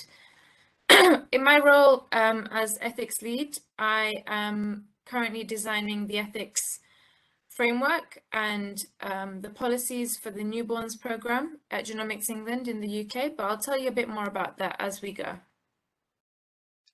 So what am I going to cover in the next? We've only got 15 minutes of this session, so we might run over a little bit, but I thought I would give you a bit of background on what Genomics England is, the key programs that the company has run, talk a bit about what our patient choice and consent model has been so far, share with you the governance and data ethics structures that we have in place, including a participant panel, and then discuss what it means to do ethics by design and how do you embed ethics within genomics. And then finally, discuss some of our public engagement work and the public dialogues that we have run in the UK context. And then if we have time, end on where we're heading, so the emerging programs that we're developing at Genomics England and we'll be launching. So I think the key thing to note before we begin is, I don't know how many of the other presentations you've had where you've discussed what genomics is and what genomic medicine is. I also don't know who I'm talking to, so it may be that some of you are experts here in genomics from the scientific perspective. So do forgive me if I'm stating the obvious, but genomic medicine is about using genetic information to determine disease risk and predisposition. It's involved in diagnosis and discussing outcomes for patients, and also in this new kind of personalized medicine that we are hearing more about. And genomic medicine is really revolutionizing healthcare in the sense that this is an emerging space of research and application in healthcare systems. So a little bit about Genomics England. Genomics England is a limited company. It was set up in 2013, so almost 10 years ago, and it was set up by the UK's Department of Health and Social Care. And it was set up initially to run a program called the 100,000 Genomes Project. What this project offered was an offer to families and patients that if you had rare diseases or cancer, you could have whole genome sequencing done for you if you're the patient and your relatives in the NHS, and that may contribute to your clinical care as research developed, but it would also, that information would go into developing a nationwide database called the National Genomics Research Library. And this would facilitate better diagnosis. So some participants who enrolled in the 100,000 Genomes project did not have a diagnosis. So part of their journey was to see whether or not with more data they could have a diagnosis, but also it may be able to help their treatment and at the same time facilitate this transformation in the NHS for using genomics and genomic data in the care of patients. And from the 100,000 Genomes project, we built this library that has the data of about 70,000 patients and family members. And just a fun fact, you know, there's 21 petabytes of data, and 1 petabyte of music would take about 2,000 years to play on an MP3 player. So you can just imagine how much data this actually is. So there's a big thing about the kind of the cost and size of data storage. What 100,000 Genomes introduced us to was this idea of hybrid clinical research programs. So traditionally, more often than not, researchers, and this was particularly the case with the UK Biobank, research happens kind of in a space that is separate to clinical care. So you may enroll participants in the clinical setting into research, but you would not necessarily return findings that are clinically relevant to participants. What happened in the 100,000 Genomes project was that participants who enrolled in research were also promised to have certain findings returned through their clinical care.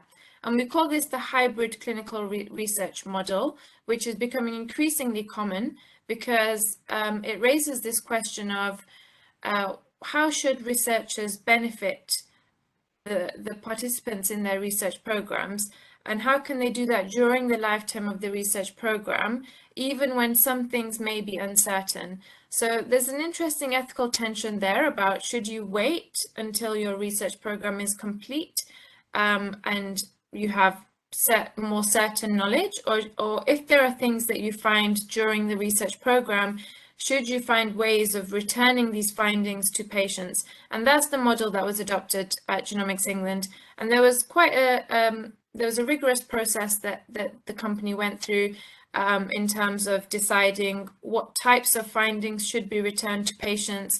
They should be actionable. They should be things that people can have some kind of follow through with. So, you know, the idea was not just to give any and all genetic findings to patients. And this 100,000 Genomes project led to the creation of what we now call the Genomic Medicine Service. And the Genomic Medicine Service is part of the NHS, and it's facilitating the greater involvement of genomic data in the delivery of healthcare for patients.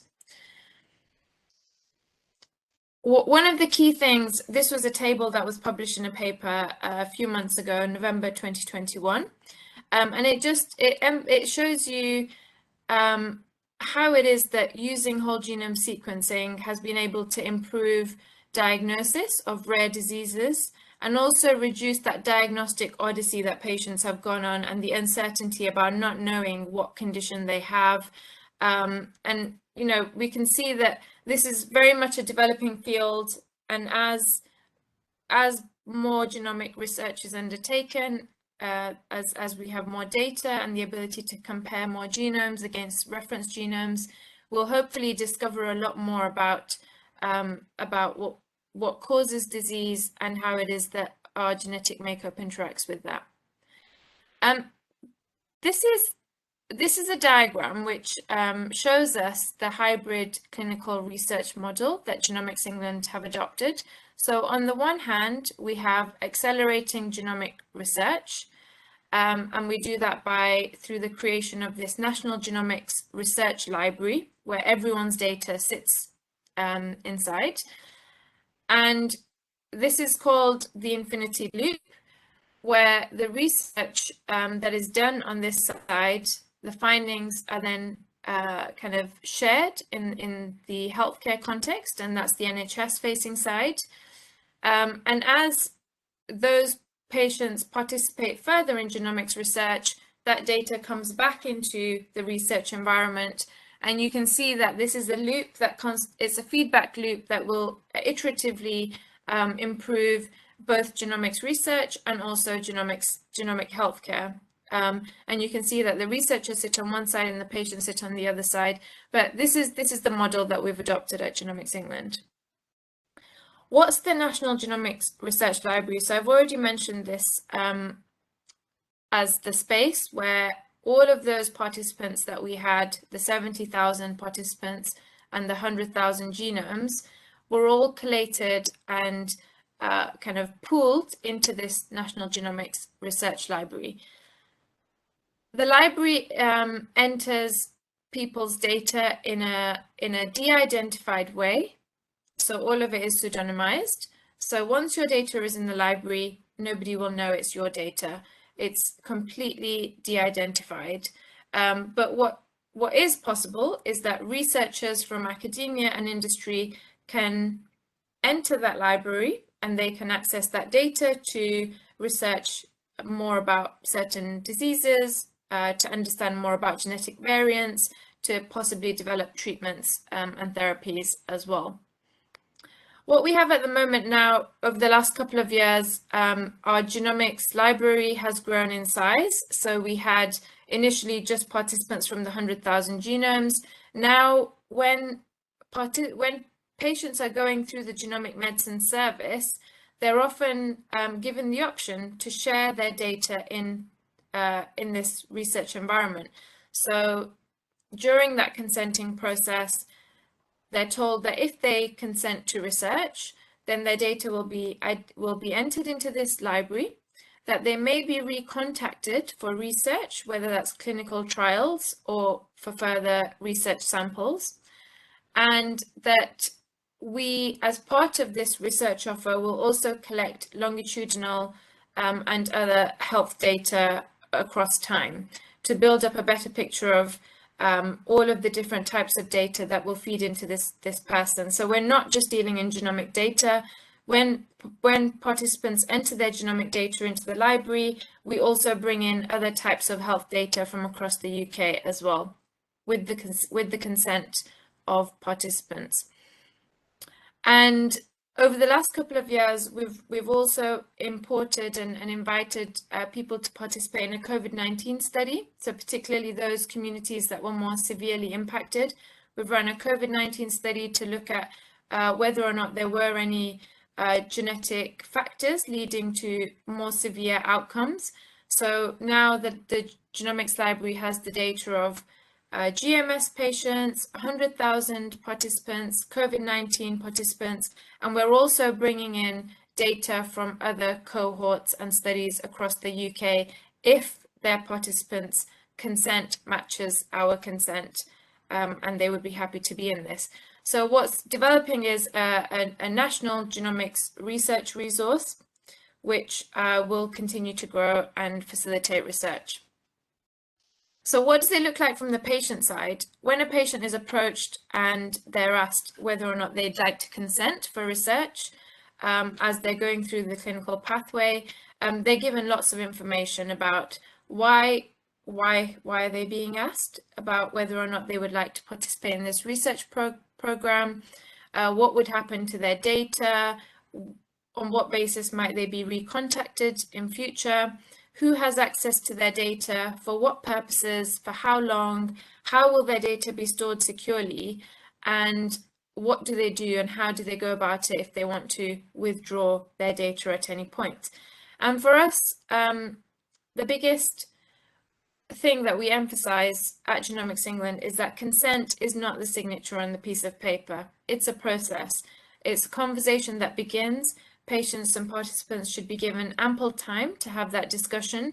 They should be given time to go away and think about that. They should be given time to come back and discuss that further. And of course, at any point, should they wish, they could withdraw their consent and their data will be removed from the National Genomics Research Library. So we've got this library with hundreds of thousands of genomes in it now. How do we ensure that that data is governed in the right way, that it's treated ethically, and that security and privacy and using the data in the right way is at the core of Genomics England's approach? There are a few governance structures that Genomics England established quite early on. One of the key structures here was the participant panel. And this is a panel made up of participants who entered the 100,000 genomes research program. So their data was in the library, and we wanted to establish a panel of participants that Genomics England would meet with on a quarterly basis and as and when the need arose. And the function for this was really to put participants at the center of decisions of how it is that their data is governed, how it is that their data is protected, who has access to their data, and also raising any ethical concerns about what Genomics England may or may not be doing. The participant panel, in addition to meeting on its own with Genomics England and with researchers, members from the participant panel also sit in 3 key other bodies in Genomics England. One is the Access Review Committee. The Access Review Committee controls all proposals from researchers to access this data. So participants are in those discussions. Participants are in the Scientific Advisory Committee, which often sets the agenda for what kinds of research should be done on this data. And participants also sit within our Ethics Advisory Committee. So Genomics England also has an Ethics Advisory Committee which meets on a quarterly basis to look at all of the work that Genomics England is doing. And it's an independent committee that can raise issues and concerns about the work that we're doing, but also so often, they might bring perspectives such as, what are the ethical implications of not doing this kind of research? Or of, if we reach a point, one of the key discussions we've been having recently is around reconsenting children once they've reached the age of 16, because parents may have entered their babies into this genomics library, but once they reach the age of 16, we go out to try and reconsent them. And it's not always possible to get back in touch with people. So we've had an internal discussion at Genomics England around, is it ethically justifiable for us to remove the data of these young people because we couldn't contact them, given that they had initially signed up for various reasons and those reasons would still be valid. So there are lots of these live ethical issues that will come up. At Genomics England, we also have an ethics department, and we also have an information governance and data protection team as well. So there are lots of different ways in which the safety security of this data is governed. And we'll just go to the next slide. One of the key things that Genomics England, I'm sorry if this gets too technical, but it is really helpful to see how it is, you know, when we're talking about trust in genomics projects, how does that translate in operationally into systems and ways of organizing and arranging access that can really protect people's data. So one of the key things we at Genomics England have developed is this concept of a trusted research environment. And this is the idea that researchers will come to the data and the data will not be sent to researchers. So it's almost like going into a reference library where you can't take the books out. So you can come in, you can have a browse, you can look at whatever you need to look at, provided you have been granted access from the Access Review Committee. So proposals are submitted, they go through the ARC, they then go into research domains, and that's what then approves access for researchers to the research environment. I'll skip over this bit. So we've talked a bit about data governance and what happens to protect people's data. The other side to this is ethics. Ethics is something that Genomics England is currently going through a transition with in the company at the moment, where we're now, whilst initially ethics was primarily concerned with producing a research protocol and getting ethics approval for your studies, we're now transitioning towards an embedding ethics agenda. And what this means is that we recognize that getting ethics right is central to the success of the genomics in healthcare endeavor, that it's central to ensuring that genomics benefits everyone and benefits everyone in the way that is right for them. But it's also necessary for us to be transparent, and as Mehran mentioned earlier, that we have to earn the trust of the public in order to do this work. And so for us, the question we pose to ourselves is, how should we design programs to demonstrate our trustworthiness? And often ethics is also about addressing those very complicated questions that arise in genomics, where there isn't necessarily a clear-cut way forward, but we need to bring people together to identify a way forward through building consensus. Then there are the operational and design considerations. So how do we design systems, whether they're IT systems, whether they're data storage systems, or the consenting process, or the information that we're communicating to people? How do we design these systems in a way that they can live up to our ethical commitments? And a huge part of this is understanding and listening to the concerns of stakeholders, but also members of the public. And this is where public engagement comes up again. And this not only allows us to identify ethical challenges and preempt ethical challenges, but also respond to ethical challenges during our research programs as they arise. There are three key approaches to ethics that I've been taking in my work at Genomics England. One is ethics through research, so looking into the literature to see what has been written about areas such as consent or genetic findings or data governance or broader societal implications. Another component is ethical deliberation with experts. So we now have been setting up groups of experts that are coming from different backgrounds, and engaging regularly with them to share with them how our programs are developing and allowing them to help identify some of those ethical concerns that we may have overlooked, and then incorporating those concerns into our policy drafting papers. And then the third element, which is often what we start with, is ethics engagement with members of the public. And I've put publics because there are so many different types of public. And that really is through programs such as you can do qualitative or survey-based research, but we've found that the public dialogue model is a really useful way for us to hear what it is that matters to people. What do members of the public want to see from these genomics programs? What would they like prioritized? How much information would they like to have? And combining these three different domains, we then form our ethics frameworks and draft our policies and make sure that we implement these throughout our programs. And here's an example of 2 public dialogues that we've done in the last few years. One was a public dialogue on genomic medicine, and it delved into the question of the social contract. So what does it mean in this evolving context of genomics? What does is there a way that we can move away from the language of social license, which gives researchers a permission to go out and invite people to participate in research?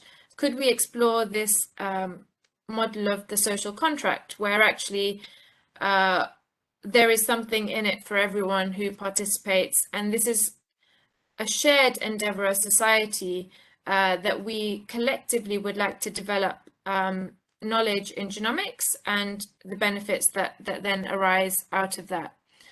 And more recently, so this is the program that I'm actually working on, the newborn screening. We ran a public dialogue last summer on implications of whole genome sequencing for newborn screening. So what would it mean if we used this technology of whole genome sequencing once babies are born to screen them for a larger number of rare and genetic conditions? And the key idea behind public engagement is, as has already been mentioned by many of you in the chat at the start of this session, it is for us to understand what the public's needs are, what their preferences are, but also to initiate a public debate so that we can be held to account by what people think is the right thing and what should be done. So as well as contributing to raising more awareness about the direction in which a very technical field is sometimes heading, we want to make sure that the public are shaping the ways in which we develop and design and implement and roll out these programs, and also what happens to them in the future. This is quite a fun slide. It just shows some of the insights that we got from our public dialogue on newborn screening and using whole genome sequencing in that context. So, lots of different themes came up, but one of the key things was equity of access, non-discrimination, having a transparent process, making sure that people understand what they're signing up for and that we are cognizant of the benefits and the harms along the way, and that the public are constantly involved in co-designing this program, whatever it looks like, and we've really taken that on board, and that's the approach that we're taking to developing this program. This is a little bit about the Newborn Genomes program. I don't think I'll go into it now because we've gone over time. But just so you know, for those of you who are in this space or are looking into this space, here are some of the new applications in genomics that are emerging. Whereas previously genomics has been used primarily for diagnostics, we will be exploring whether or not you could use whole genome sequencing in a screening context very early on in life, so within a few weeks of the child being born, to diagnose disease, but also to enter this data into the Genomics Library to facilitate research, but also exploring the potential of a lifetime genomic record. So what does it mean if your doctor has your genome on file and you come to your doctor with symptoms and they can't necessarily find an explanation for your symptoms via the traditional route? Could they reanalyze your genome and come up with new insights and possible ways forward for you? So this is the whole reshaping of medicine around genomics, and that will raise lots of questions. This is a slide I've just put as my final slide, just to show you kind of the kinds of questions that I'm dealing with whilst developing the ethics agenda for the newborns program. There are questions relating to values, there are questions relating to design and processes, there are questions relating to how it is that participants will experience the findings process, and also how it is that we can protect people's data. Again, storage, use, access, data linkages. And what do we do about uncertainty when we're starting from a genotype first approach rather than waiting for a baby to develop symptoms phenotypically and then trying to analyze the genome in light of that? So I hope that that wasn't too much information, but I wanted to give you an insight into operationally what goes on behind the scenes and how is it that we can influence the shape and design and ethics from this end. I'll just stop screen sharing now.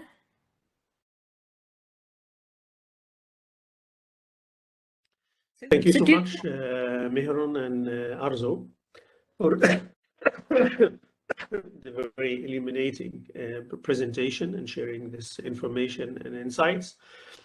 We are over time already, but we have to give space for the questions and sharing the thoughts, but we need to be as economic as possible with the time remaining. If you want to comment on any of the questions that you have received so far, questions or comments, that's fine. We ask also the participants and attendants, if you have any questions, you can still share them through the Q&A box or through the chat box. I personally have a number of questions, but let's first start with the questions we have received so far. Would you like to comment on any of them? Yeah, so Dr. Ghali, there were a couple of questions in the chat that I responded to in written form, but in case people haven't seen the chat, I can sort of address those. So the first question was from Vanessa Goodwin. Vanessa, are you Edinburgh University, Vanessa? I am keen to know. If so, I do hope your PhD has gone well. If I remember correctly, it was on assisted reproductive technologies and Islamic and Jewish perspectives on that. You've asked a very important question on how welcome religious concerns are in secular councils as we're moving towards commitments to inclusion, diversity. I am pleased to say that it is more of a concern. Procedurally, how that comes about is one for us all to be watchful for, but I can tell you about my experience on the Nuffield Council on Bioethics and the work that I've been doing on palliative and end-of-life care, for example. I've been incredibly sort of heartened by how welcome religious perspectives, minority ethnic perspectives are to the council and to the council's work and their long-term priorities. So yeah, something positive to share with you. And then Hasina asked a very, very important question about— I might just add to very quickly to the religious, Vanessa, I remember because you attended the classes when I was at the Center for Islam and Medicine, the bioethics masterclasses, so it's lovely to see you here again. So it's been an interesting journey for me to move from the faith-based sector into the secular space, so whether it's to the Nuffield Council or then going on to Genomics England. And I've noticed actually in both spaces that just being present and appearing different can often initiate discussions and thinking that may not otherwise have happened. Because at the Nuffield Council, when we ran a public dialogue on gene editing in farmed animals, there was a specific emphasis then on we need to consult religious communities as well and see what they feel about these technologies. And at Genomics England, I think I can share that we are commissioning some survey-based work in Muslim communities to understand how it is that they engage with information about healthcare, what they think about genomics, So we are definitely, I think, particularly in the newborns context, because 25% of babies born in the UK have the non-white box ticked. So we're very aware that the demographic population that we're dealing with is diverse, and we need to understand those communities and cater to their needs. So we are taking into account people's religious concerns as well. Back to you, Mehran. Thank you so much, Arzu. I just want to go to Hasina's question, and I think this would lend itself into a whole other session altogether on religious knowledge, language, and authority, and the knowledge, language, and authority of science. But you've asked this very important question, that one of the challenges I've seen is that of religious leaders themselves having a lot of paranoia and suspicion around science, and that having faith in God and to trust him is better than trusting modern science. What could we do to engage such a mindset? So here, I think it's incredibly important that we think about the role, remit, and relevance of science and how it's perceived by religious leaders. And what's important is dialogue. You know, science is something that is realized within a social context. Unless it's theoretical physics. You know, there are of course particular examples that we can remove from this discussion. But if we're sticking to genetics and genomics, for example, the sorts of things that Arzu has described as part of her day-to-day work has very important public and social relevance. And what that means is, when we engage the public, they will very openly share their sorts of concerns, and some of it will be about the particularities around data sharing, privacy, but more broadly it will be about their social, familial concerns. And what that means is scientists would need to work hand in hand with experts in that sort of dialogue and interface with the public. So there is room there for religious leaders and experts to be involved in that trust building and the process of producing and sustaining science. So yeah, I'll end there. I'm sure Arzu has thoughts on that too. I think the key thing to say is that a lot of our science happens with public funding, which comes from people. So science belongs to the public, and it's really important to keep that in mind, that whatever science can do, it's because of members of the public, whether it's through their investment or whether it's through them sharing their data and participating in these programs. So people really, the public must be at the heart of these endeavors.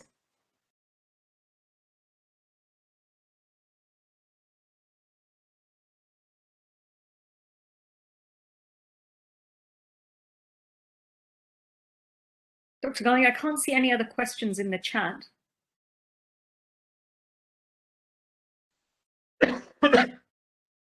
Hello. If you don't have other questions to handle, I have one question. Can you hear me? Yes, we can hear you, Dr. Ghali. Please go ahead, Dr. Ghali. Okay. Yes, I have a question about the experience in the UK. Do you have anything in the screening programs? You spoke about early born children and etc. Do you have anything about premarital screening? Is there such a thing?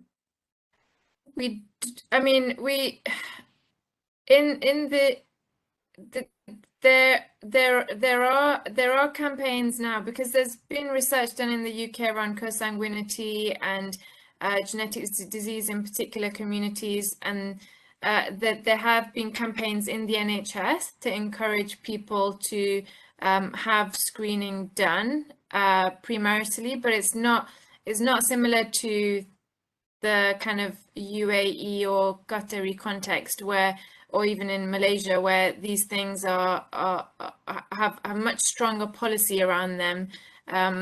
We don't, as far as I know, trio testing, it does happen in the kind of in the diagnostic context, where you can screen parents and make decisions, reproductive decisions about future children that you're going to have. But I personally am not that aware of premarital screening. Mehran, you might know more about that. So it's of course available on the basis of choice. So if there are individuals who are aware of their genetic predisposition and they want to be tested, then it's something that would be offered on the National Health Service with appropriate counselling and support.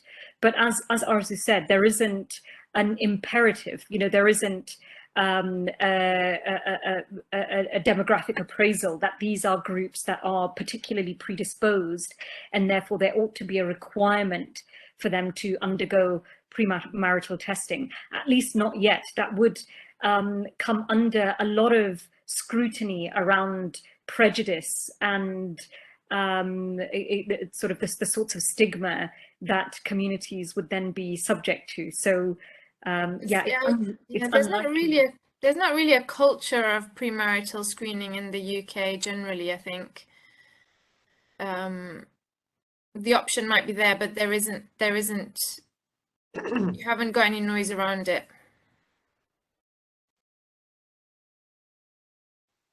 Yes, of course, there is a cultural aspect here, because for instance, in the Gulf region, there is a very high rate of consanguinity.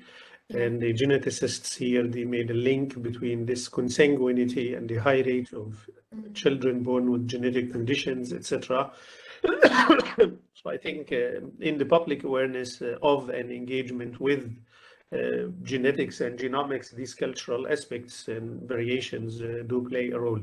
But my follow-up question, when you say that NHS, they are encouraging premarital screening or facilitating it, encouraging for everyone, every to-be married couple, or encouraging this within specific ethnic communities? I saw, so the last I heard recently was a campaign delivered in Bradford and I don't know if it was about screening, but it was about raising awareness about cousin marriages. And I think it led to quite a bit of controversy. I'm not sure who was responsible for this campaign, but it was lots of posters raising awareness about cousin marriages, and these were found in the hospital, the clinical setting. I will try and look into that a bit further, but I don't think it was in light of screening. I think it was probably more in the context of marriage choices. Really important engagement in the chat from Huda about sort of the status of marriage in contexts like the UK and Germany, which I think is important for us to flag, that pre-implantation genetic diagnosis is available to couples and has become a lot more pervasive, since the introduction of IVF and also the availability of IVF on the NHS. So that's to say. But yes, within the context of Muslim families, it is something that people can access, but it's not something that the system would necessarily push for. There may be pockets of it, in cities like Bradford, Leicester, etc., but there is a pushback against that because of the sorts of furor that Arzu has flagged. Well, at Genomics England, we're focusing very much on the postnatal context. Go ahead.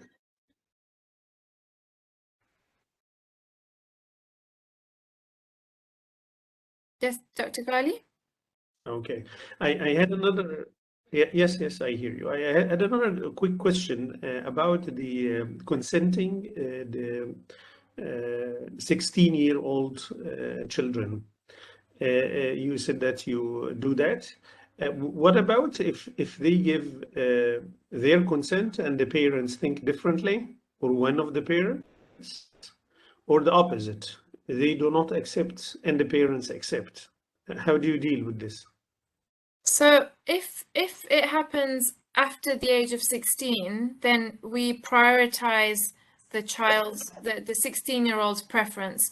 The parent's preference will not determine that decision then.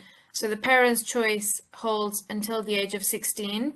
And after that, it will be down to the participant themselves to make that decision about whether or not they want to remain in this project, or if they want to be removed from it. We wouldn't rely on the parents' preference there. So, Dr. Ghali, any idea why 16 in particular? In 18, for instance? Yeah. So in UK law, although adults are defined as 18 and over, the law recognizes those who are aged 16 and 17 as having legal capacity. It's about Gillick competence, isn't it? That's the way they're framing it in this context. No, so Gillick competency applies to those below the age of 16 also, but 16 and over, we assume, even in the clinical context, that the child has capacity. And so in those sorts of circumstances in pediatrics, if you have a 16 or 17-year-old, you have to ask for permission, or you would be found liable to battery if you did touch a patient without their permission. Yeah.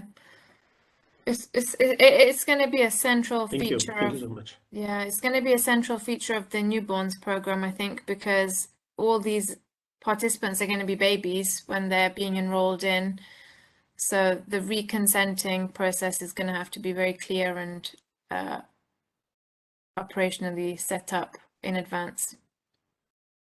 Yes, I find it striking because we have within the Islamic jurisprudence, the fiqh, there are opinions, specifically within the Hanafi school, about the significance of the age of discernment, Sinnu Tamiz. So they distinguish between the age of adulthood, Sinnu Bulugh, and the age of discernment, Sinnu Tamiz. And Sinnu Tamiz, according to them, is about 9 years old. So, and this is, of course, a Hijri calculation. So if you do this with our normal calculation, it will be less than 9 years even. So about 9 years old, they say that you need to ask the child. This is really issues. So, this is really, but it's about 9. It's not 16. This is really interesting, Dr. Ghali, because what we're planning to do is setting up a young persons panel as part of this program, and that will have probably, we're going to have to decide on the age range, but I think there could be an interesting argument to be made for including younger people, so age 10 upwards, in that process, because we would like to capture young people's voices and how they see this program and what they think future children, what their preferences might be. So it could be that we create some new precedents here based on inspiration from the Islamic tradition. Yes. We have discussions in fiqh about these issues. It'll be interesting to know in the fiqh, is it about consent or assent that they're referring to? Yes, it's more in English we say assent. Not the consent, but the assent. That at least the child is not objecting. At least the child is not objecting. If we have clear objection from the child, this will be overruling the assent of the child. And if we recognize the child as discerning human being, insan mumayyiz, so this capacity of discerning means that he knows at a certain level, he has the skills to distinguish between the good and the bad for him or for her. And this means that the opinion should be considered. Otherwise, we cannot call it tamyiz then. But Dr. Ghali, in those sorts of instances... Inshallah, tomorrow we will talk more about this. Today was much more for the science and then for the legal and ethical discussions in the broad sense of the term, because we have to do with global issues, not issues that are exclusive to the Muslim world. Yes, sometimes the Islamic moral tradition, there are some particularities that should be considered. These things will come on the table tomorrow, inshallah. I will also speak more about the premarital screening program here in Qatar and why is it introduced, why is it mandatory, and what do Muslim scholars think about this mandatory character, and how to solve some ethical complications resulting from this mandatory character. Other colleagues will speak about the paternity issue and how far the DNA fingerprinting can be used as a technology, as a tool to prove or negate this paternity. Some will speak about the theological dimensions, the predictive medicine in genomics, and the possibility to predict the unseen, ghaib, etc. So we will have a number of interesting discussions where we'll zoom in the Islamic tradition and get into this. That's why I don't want to take much of the time speaking about these aspects. These will be the focus tomorrow, inshallah. From my side, if you don't have any last minute messages or conclusions, please go ahead. Just come to Genome when we do our next webinar. You know, it'd be great if anyone's interested in joining us. Mehran's already mentioned, but you know, we've set up this forum to try and connect these different spaces together, whether it's the Islamic perspective, the scientific, the ethical, secular. And we've been running some webinars, so it would be great to see you there and encourage others who are interested to join us as well. So yeah, feel free to follow us on Twitter at Genome with a 1. And just to say Jazakallah again to you, Dr. Ghali, and to the organizers of this session and to the participants. You may add the Twitter account in the yes, chat. I'll do that now. Also. Yeah, I'll do that now. Yes. Yes, Mehro? No, just wanted to say Jazakallah to you and to the participants for their lively engagement in the sorts of primers and also the questions that they raised. It made the session all the more enjoyable and interesting and learning for us as well. There you go. Thank you. Thank you so much. Thanks for everybody. Thanks for all the speakers. Thanks for the colleagues from CILE who have been helping with the logistics of this event. Tomorrow, inshallah, we will continue. And as I mentioned, the main focus tomorrow will be about the discussions within the Islamic tradition and about Muslim majority countries, specifically Qatar. We'll speak about the example of Qatar tomorrow, inshallah. And we will start 10 o'clock EM Doha time. So see you, inshallah, tomorrow. And thanks for everybody. Assalamu alaikum and have a great evening and the rest of the day. Thank you.